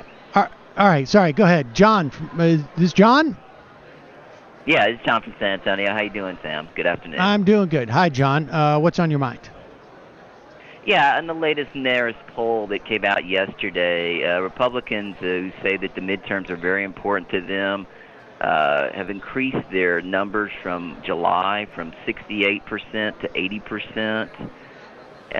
This is, in Marist. Also, Democrats are up just 2 points from 80% to 82%. Another negative data point comes from Quinnipiac, where the poll earlier in September had them up by 14 points in the generic ballot. Now they're only up by 7 points. 538 has the percentage of Democrats winning the House in the classic mode at 75.5%, which is down from the peak of 83.1 on September 16th. Also on 538, the Senate Democrats are only at a 23.4% chance of winning the Senate, which is the lowest number outside of this week since August 24th. And on Sunday, Democrats had a 31.9% chance. So it's a drop of 8.5% since then. This has primarily been since Heidi Heitkamp of North Dakota had two really bad polls where she's losing by double digits. And if Heitkamp loses realistically, all Democratic incumbents will have to win, and Democrats will have to win races currently held. 3 races currently held by Republicans. So in both Arizona and Nevada, and they'd have to win basically in Tennessee or Texas. So things aren't looking so great right now, and I'm a little bit surprised. I guess I always figured that as we get closer to the elections, the Republicans would increase their enthusiasm. But I didn't really expect it to come with this whole Kavanaugh At the defense thing. of a guy who attempted to rape a woman, that they are actually rallying around that. You didn't expect that, John? Not exactly. No, I thought that I still think that this is it looks like he probably will get confirmed, and so I think whoever loses, it probably appears that obviously it's a loss for the Democrats, a huge loss if Kavanaugh gets confirmed, and I think that there will be a bouncing back in that case. But I mean, I still think the larger structural issues will prevail, and so even though things look pretty bad, there have been some positive points from Democrats also. I'm a little bit surprised at how far the Senate has gone down, since most people really didn't expect Heitkamp to win anyway, and so I think that drop is a little bit further than it should be.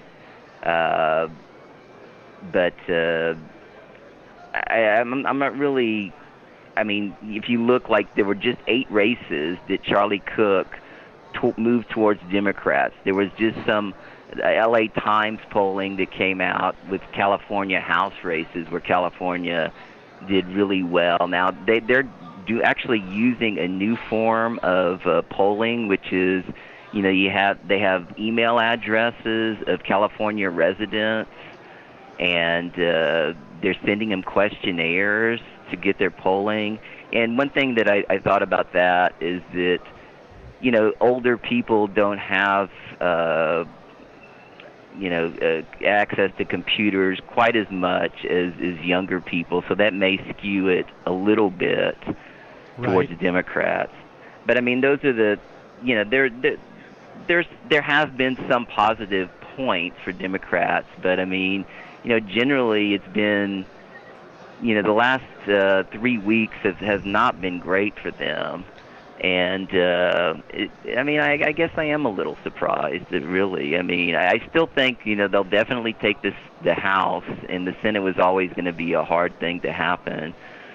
But it is a bit surprising because from what I'm hearing is that people, it's not just the core Republicans, it's more people who lean Republican and more men, obviously that are leaning towards.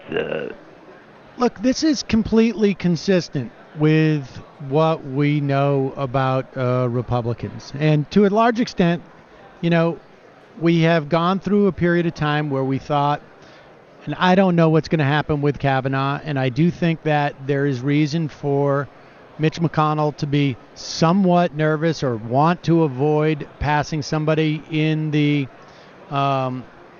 lame duck, because you don't know. Maybe Jeff Flake says, I'm too much of an institutionalist, and we have if the Democrats are taking over the Senate, then we should wait for them to come in. I mean, who knows, right?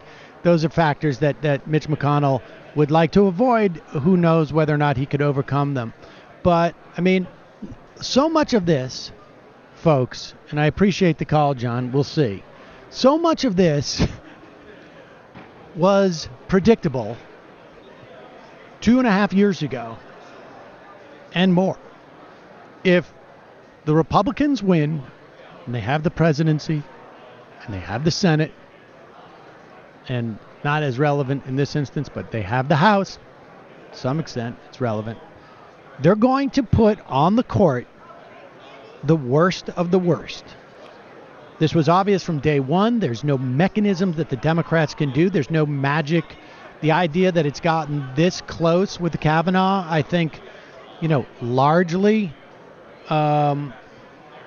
is a function of the Democrats doing an okay job. I don't think they've done a great job, but I think they've done an okay job. But the bottom line is they would have to be operating on a level of efficiency and strategy that rarely happens. And then they'd also need luck. They want to lose. It's the plan. I mean, because they're fucking corporatists, and you still dodge for them every single day.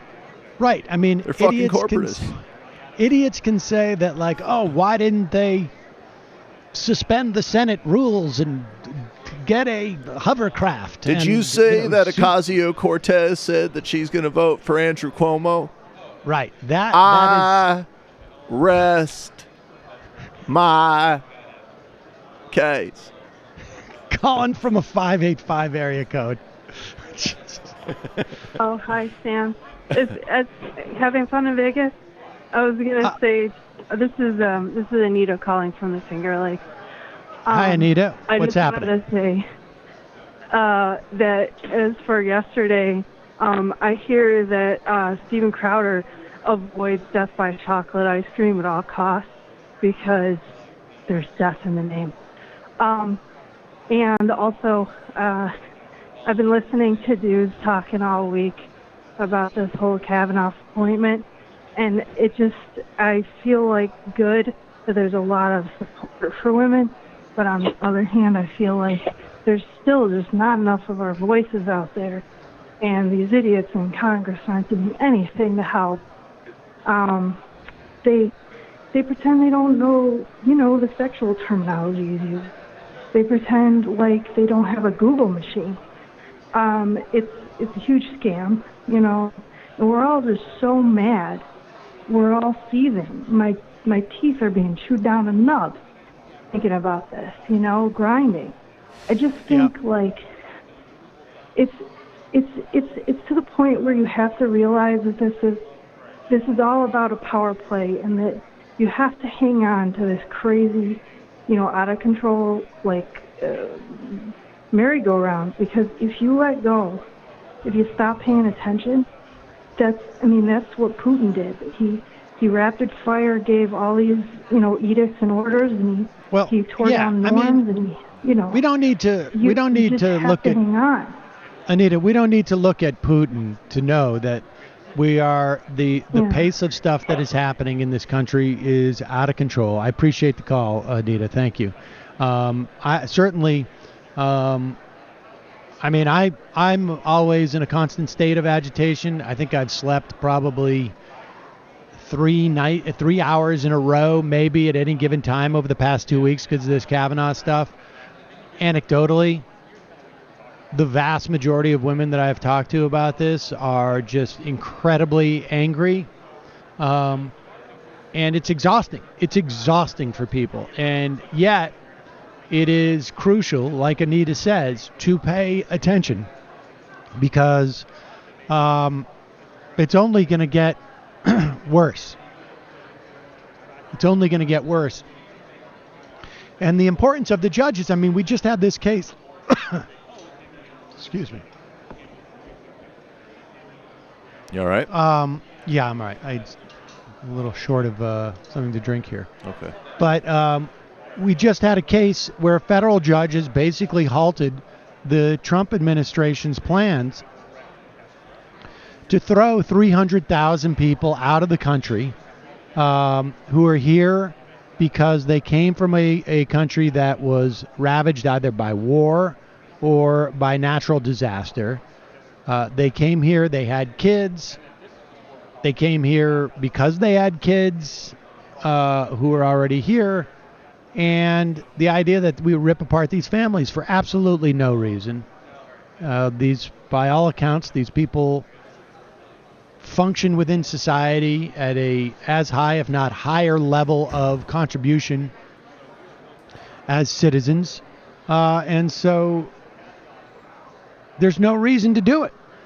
The U.S. District Judge Edward Chen ruled that the program's termination, that's the temporary protected status, would result in irreparable harm and great hardship for its beneficiaries and their families. The program protects migrants from countries enduring crises. Chen wrote the administration must maintain TPS for those 4 countries as a lawsuit challenging the program's termination is going forward. The 4 countries, Haiti, El Salvador, Honduras, and Sudan. Does anybody need to understand why people, and certainly, look, people obviously survive in these countries, but the people who come here from these countries likely have lost their home, had their wife or husband or children killed, or parents killed, lost their home in an earthquake, lost their home in a hurricane. And it was never rebuilt. They came here because they had kids that were here already. And not only that, I mean, at least certainly in Haiti and El Salvador's case, you can draw a direct line between U.S. foreign policy in those places and everything. Well, from Sudan too. I don't know how. Sudan as well, but maybe not as heavily as those places. Right. Yeah, but I mean, literally in terms of small arms flows to El Salvador, in terms of all sorts of structural adjustment policies, and not only that. If you have any kind of real experience of, say, like people from Haiti, as an example, in New York City, there's actually, even on that really, secondary self-justifying level, a lot of people that live here actually go back and they do invest in businesses and healthcare projects and other really important things to actually counteract the effects of things like natural disasters in U.S. foreign policy. So it actually contributes to those long-term rebuilding efforts that we claim to care about anyways. Yep. Here is Stuart Varney asking the most important question that one could ask when considering whether to seat an attempted rapist and at the very least, I should say, an alleged attempted rapist and I think a proven liar. You may not think the things that he lied about are important, but a proven liar to Senate. And beer lover. And a guy who loves beer. Yeah. When you're contemplating appointing this man to a lifetime position on the Supreme Court, what is the most relevant question to ask? If you're Stuart Varney, it is this. Money. Okay, let's get the big political story of the day is very clearly the Kavanaugh nomination fight.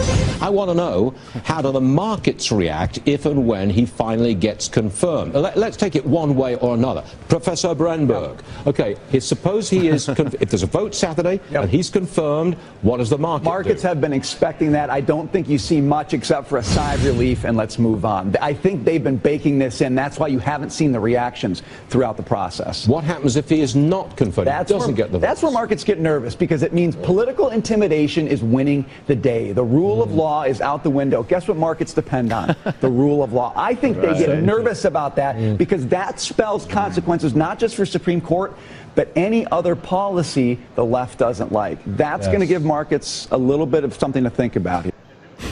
What the? That is such. Are you kidding me? That's such an amazing stretch. If he gets voted down, it's a defeat for the rule of law? Like, what law is even implicated in this? The law that mandates the Senate vote and approve whoever the president nominates. It's a complete disregard for that law. Me, it's like the law of the Varney Green Room. Well, no, but it sounds like it's really like, if this goes through, there's a lot of people on Wall Street who are worried that they may have to be held to account for their attempted rapes through the years, and that is very problematic. Yeah, when he said rule of law, he was referring to Guy Code. Yeah, honestly, he was like, this could be a complete violation to the patriarchy, and not to mention our well-entrenched white supremacy. We can't have any sign that we must be held accountable for anything that we do, unless it's done to, of course, to another white guy.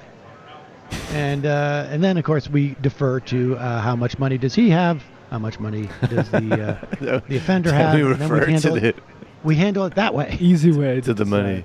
Then you just go to the money system. It's like it's like a jump ball in basketball. Right. It's math. Show me your checking account. It's just math.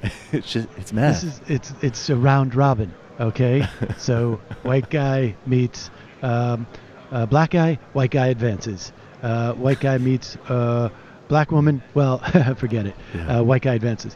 White guy meets white woman, white guy advances. White guy meets another white guy. Now this is where things get interesting. How much money does that white guy have? How much money does that white guy have? Boom. Okay. There you go, folks. I'm sure, and I think Wall Street more generally be happy with any nominee from a Republican president. Of course. As far as completely blocking any attempt to rein. I mean, even implicate the work that you're covering there today in terms of lawyers having an ability to hold these companies accountable. Without a doubt. I mean, attacks on these folks have been ongoing, both culturally, socially, and politically. Karl Rove specifically had his U.S. attorneys, and I mean his U.S. attorneys, target folks like this big time. This is an interesting exchange that took place in the White House. As you know, Donald Trump is insisting that in the context of a non-criminal case, and we don't even have this in a civil case, really, this dynamic, the bar to win against a defendant in a civil case is lower than it is in a criminal case, and there's a reason for that. In a criminal case, you're talking about putting someone in jail. In a civil case, you're talking about making someone pay some fashion for damages that have occurred. So the standards of proof are lower. Now, if you're in a situation where it's like not even a case, it's just a job interview determination of should we confirm someone to be hired for a job, it's even lower. However, the president feels very strongly about this innocent until proven guilty, unless, of course, well, we're talking about, I hope nobody brings up, and then somebody did bring it up to Sarah Sanders. That is the Central Park 5, the case of 5 young men at the time who were coerced into admitting guilt for a crime they did not commit in attacking a woman in Central Park. Donald Trump bought a full-page ad calling them animals as a private citizen. Penalty. Wanted the death penalty. Restoring the death penalty to New York specifically so they could be killed. Was it 15 years later? They were exonerated, and now they are free men, but they spent 15 years of their life. I just want to button, they didn't get financial restitution until de Blasio. So even though they were exonerated under Bloomberg refused to pay out. And of course, we're not talking about like, oh, they're getting a killing. It's like literally like, we've completely destroyed your life, your ability to work, make a living, and robbed you of years. Here's some money so you can have a roof over your head. Bloomberg wouldn't do that. Didn't happen until de Blasio. Yep. And if you want more information on the Central Park 5 case, Google Majority Report Ken Burns. Mm-hmm. He was involved in making a documentary about them, and we interviewed him for that. But here is Sarah Sanders being asked the question by April Ryan and Aisha Rasco in the White House press briefing. Isn't there a bit of a double standard here? Aisha, go ahead. Thank you. So President Trump talked a lot yesterday about this issue of being concerned about men being guilty before being thought guilty before proven innocent, and this idea of due process. But in the past, with the Central Park 5, he put out an ad basically calling for the death penalty before they had been found convicted, and even after they were exonerated, he still basically said that they may be guilty. And even as president, he has talked about presided over rallies where people say lock her up, talking about Hillary Clinton. So I guess, is there a disconnect between when the president is interested in due process for some, but not for others? Not at all. The president actually encouraged the Senate to hear Dr. Ford's testimony in the same way he encouraged them to hear Judge Kavanaugh's. He is simply stating the fact that we are a country of law and order. We are a country that still believes that you're innocent until proven guilty, and we want to see that process go through in its entirety, and it should be on a fair playing field. That's simply the only point he's making. He said the Central Park 5 was guilty. Yes. And does he feel that now? I'd have to look back at the specific comments. Dave. But that's the real question. In the midst of this, the president has taken this moment. Dave, go ahead. The president has taken this moment to say that he's been affected personally by all of these allegations, and he's picking and choosing, just as this question was. He said that the Central Park 5 was guilty, and that he has made Bill Clinton guilty. Has he decided to change his mind on the Central Park 5 as they have been exonerated? It's interesting that you bring up Bill Clinton. Nobody wants to hear those accusers' voices be heard, but you're certainly happy to hear all the others. Dave, go. It's good. I'm going to take that Didn't you bring opportunity them to to completely the debate? obfuscate the issue. Wow. Just a little text from that ad that I've pulled up. Goes, Mayor Koch has stated that hate and rancor should be removed from our hearts. I don't think so. I want to hate these muggers and murderers. They should be forced to suffer. Yes, Mayor Koch. I want to hate these murderers, and I always will. How can our great society tolerate the continued brutalization of its citizens by crazed misfits? Criminals must be told that their civil liberties end when an attack on our safety begins. So... That's fascism. Sowing the seeds. That is definitely fascism. Yeah, that letter was the original campaign memo for his run. Let's go to the IMs. Teamster Ralph. Sam, where can I send you a pic of my breast for a professional analysis? My back is killing me. I need support. Thanks, bud. All right.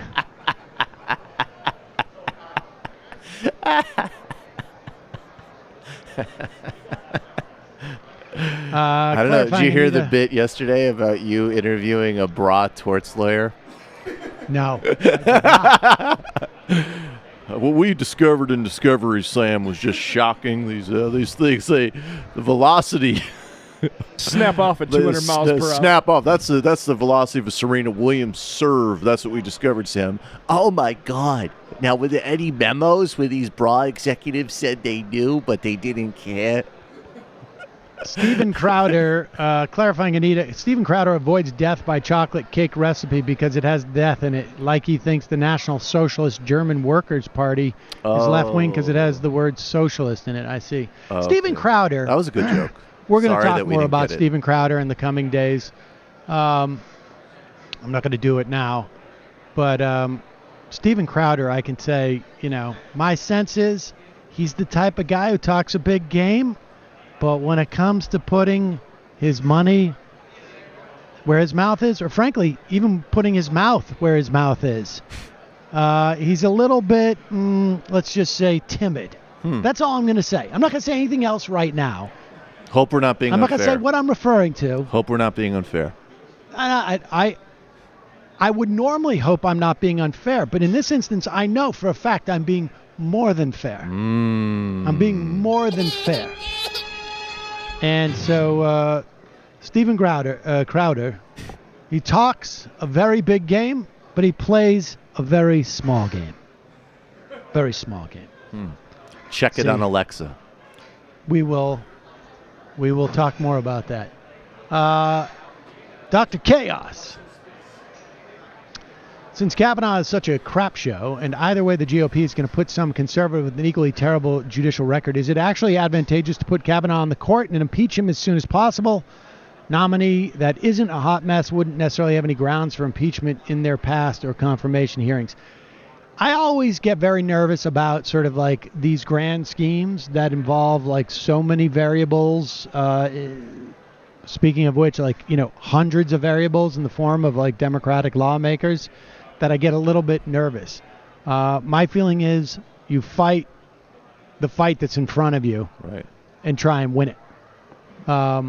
Also, if we just deregulate everything and let free market self-regulate, companies will do the right thing and not generally F over the consumer over at every turn.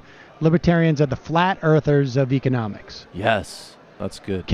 Casey, would you have the Green Party candidate Howie Hawkins on your show?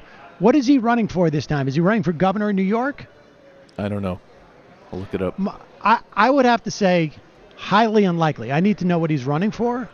Governor of New York. Running for governor of New York. But what's the okay? What's let the me point? tell you why I wouldn't. Let me tell you why I wouldn't. Well, first off, I rarely have candidates on. Right? I mean, it's very rare that I have any candidates on. I have to really like them. Unless there's Cynthia Nixon. Right. And I have to see a point in promoting them. I want to make sure that the WFP has a ballot line for the future. So, and I believe Cynthia Nixon is going to be on that ballot line. And that's why I'm going to vote for her on that ballot line. If that wasn't an issue, would I vote for the Green candidate?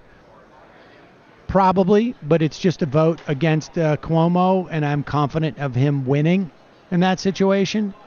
I would vote against him just to keep his numbers low, but I don't need to talk to Howie Hawkins about that. I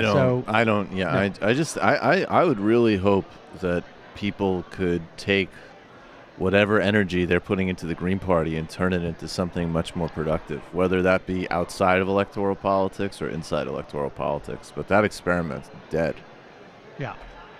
I'm happy now. Sam, I'm so impressed with your separation plan. For years, I've been urging clients to let their children stay in the house where the parents switch homes, and none have been willing. This is just one reason why I have so much love and respect for you. Well, thank you. Part of it is also economic, to be honest with you, but the main impetus was when I went through my parents' divorce, they brought us to a psychiatrist and were like, where do you want to live? And I said, or who do you want to live with? And I said, I don't care who I live with. I just want to live in my room. And that's it. And my sisters went back and forth, and that was difficult for them. So, it's hard. Somebody's going to have some measure of disruption in their life when this happens. And it seems to be more fair to have the people who had the active decision making to be disruptive, bear the brunt of that. It's a little bit tricky because we still at separate times inhabit the same space, and that can create some friction, but it's good if people have the opportunity to do it. And frankly, it's cheaper. It's cheaper than setting up another,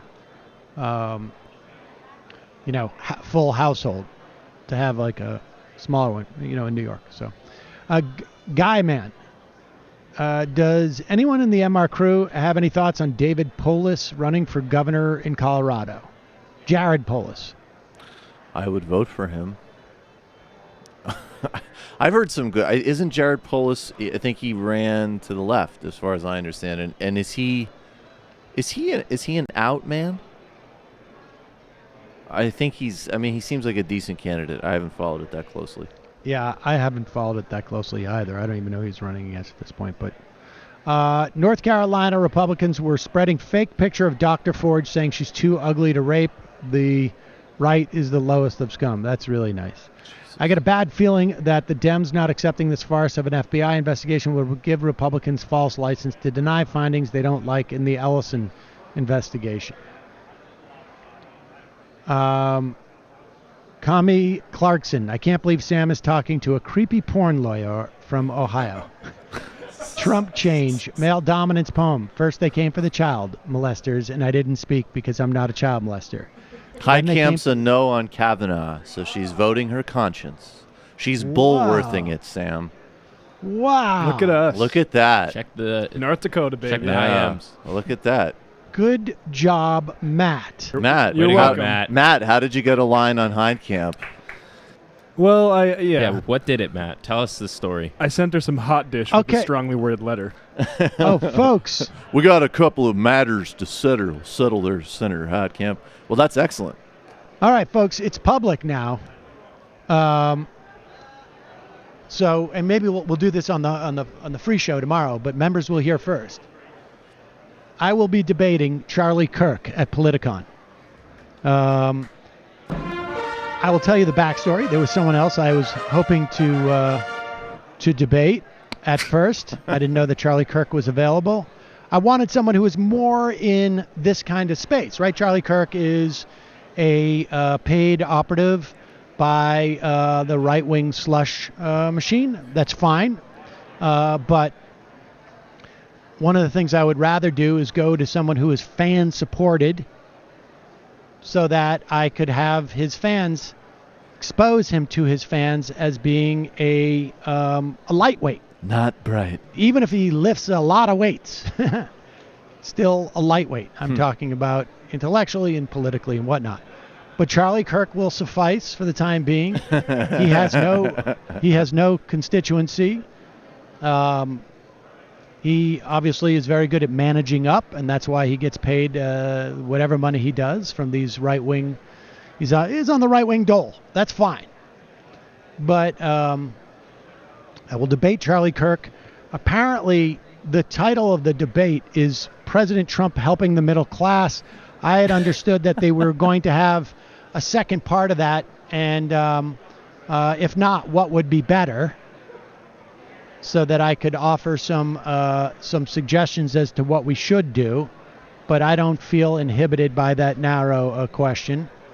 Charlie Kirk is, of course, going to argue that middle class is doing great. And I'm not going to say too much about what I intend to debate with him, of course, because I'm starting to see now, like in my Twitter feed, a bunch of those. What is he from? Turning Point. Turning Points. Yeah, a bunch of Turning Point toadies. He's got the teepee heads out on you. Yes, they're not very bright guys. They're not. I'm waiting for them to bring their A game. I liked I wanted waiting. 7 minutes of my life back from watching Sam Seder on YouTube. That's the one I saw. And then I Careful with that, of course enjoyed one of the and you should see his buddy Michael Brooks. They're the smuggest people on the internet. Well, I'm also going to be the smuggest person at Politicon, right, too. That's right. The smuggest person in IRL. Is the goal to see if Foster Freeze cuts his funding off? Do we aim that high? I want to see, yes. It's going to be a specific message to Foster Freeze, but we will talk about that in a bit. This is big. Heidi Heitkamp put up this tweet. This is big. Heidi Heitkamp reveals that she will not be voting for Mark Kavanaugh. And the reason is going to be interesting, folks, and relevant. I'm trying to pull it up here. The reasoning behind this as to why she is not voting for Kavanaugh is going to be relevant because presumably this is the reasoning. I'm having trouble pulling it up. It seems to be frozen. Oh, here we go. The reasoning. Well, let's play. Can we play that clip? Is there Matt? a clip? Opening it now. 1 second. Okay, let's play this clip because I want to hear what the reasoning is. Heitkamp is a no. Oh, wow. WDAY's website looks like it's getting slammed. Yeah, I think it's probably crashing. crashing. We'll look for it on Twitter in the meantime. Okay. Someone's posted it. But this is a big issue. What her reasoning is going to provide reasoning theoretically for a Joe Manchin. If Heitkamp is voting for him, and it is clear that this is hurting her, or at least there's a perception it's hurting her in Matt's really wretched state of North Dakota, then it's going to be very hard for Joe Manchin to vote for Kavanaugh at this point, for anybody else, right? I mean, if she's willing to take one for the team in this way, then it's going to be very hard for any other. Tell you what, Jenks. I think we have it. Do we have it? Okay, let's play it. WDAY Special Report. Sorry, something's wrong. Hold on. It's frozen? No, it's something the wrong sound. with the audio. Hold on. Sorry, guys. No, take it. Sam, also just put Flake and Collins and Murkowski in the mix, too. If it pressures Manchin as a Democrat, does it pressure them as women? And Flake is somebody pretending to care? It sort of depends on what her reasoning is, to be honest with you. That's why I'm so interested in hearing this. If she says, I don't think the FBI document is sufficient, then Joe Manchin can also say, I don't think the FBI document is sufficient. If she says that, makes it about, I believe women, or something to that effect, then it becomes, who knows if that's as operative for a guy like Manchin. We'll see. I believe everybody, Jenks. Yeah. I'm going to... All right. Let me know if we can get that video. I mean, it's a shame that it has to be, that it has to be sort of so gendered and, but we're watching what happens with these people. They get...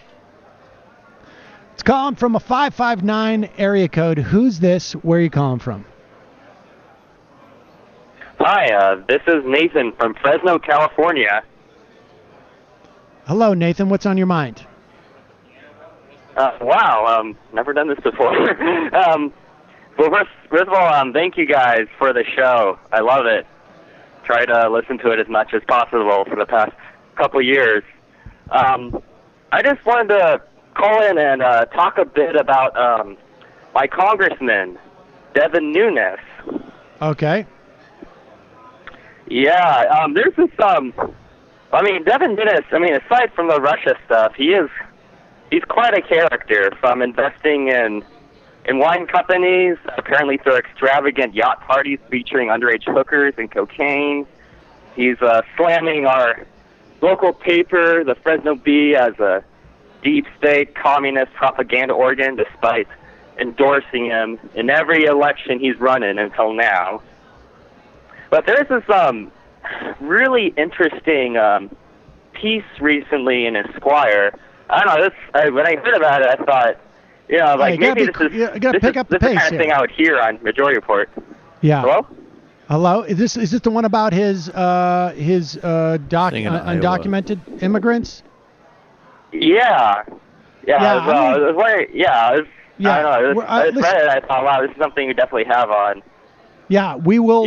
You guys, Nathan, we're gonna cover that in the when I get back into the studio. It's a big piece. I'm gonna go through it and definitely the Kavanaugh thing is crowding out a lot of stuff that would take some in-depth things. But I think as we turn back to the investigations, we're going to be talking more about Devin Nunes. But appreciate the phone call. Let's go to a 552 area code. Who's this? That's how you shut down a call. 552. 552. 552. Hello. 552. Oh, is that me? Yes, it is you. Hi. I am Matt. I'm calling from Brazil. And Matt from Brazil. I might be cursed, so I'm sorry if something awful happens to you, because I'm American. I'm living in Brazil, and kind of both of my countries are falling apart. But I called because the elections actually happen this week here, and I know you've been covering that. And I'm kind of impressed in some ways at how similar I see things from the United States and from here about politics right now. And it's something that I didn't see before. There's a lot of fake news, for example, going around.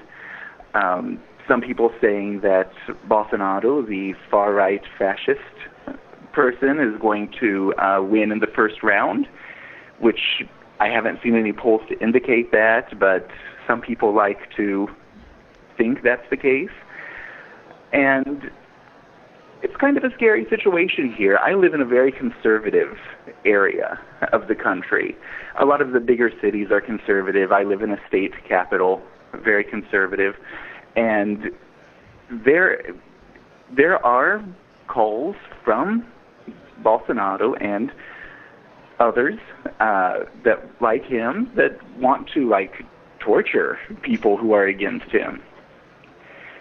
And it's a scary situation here, but I think the rest of the world, for anybody who's listening and says oh, why would I care about Brazil?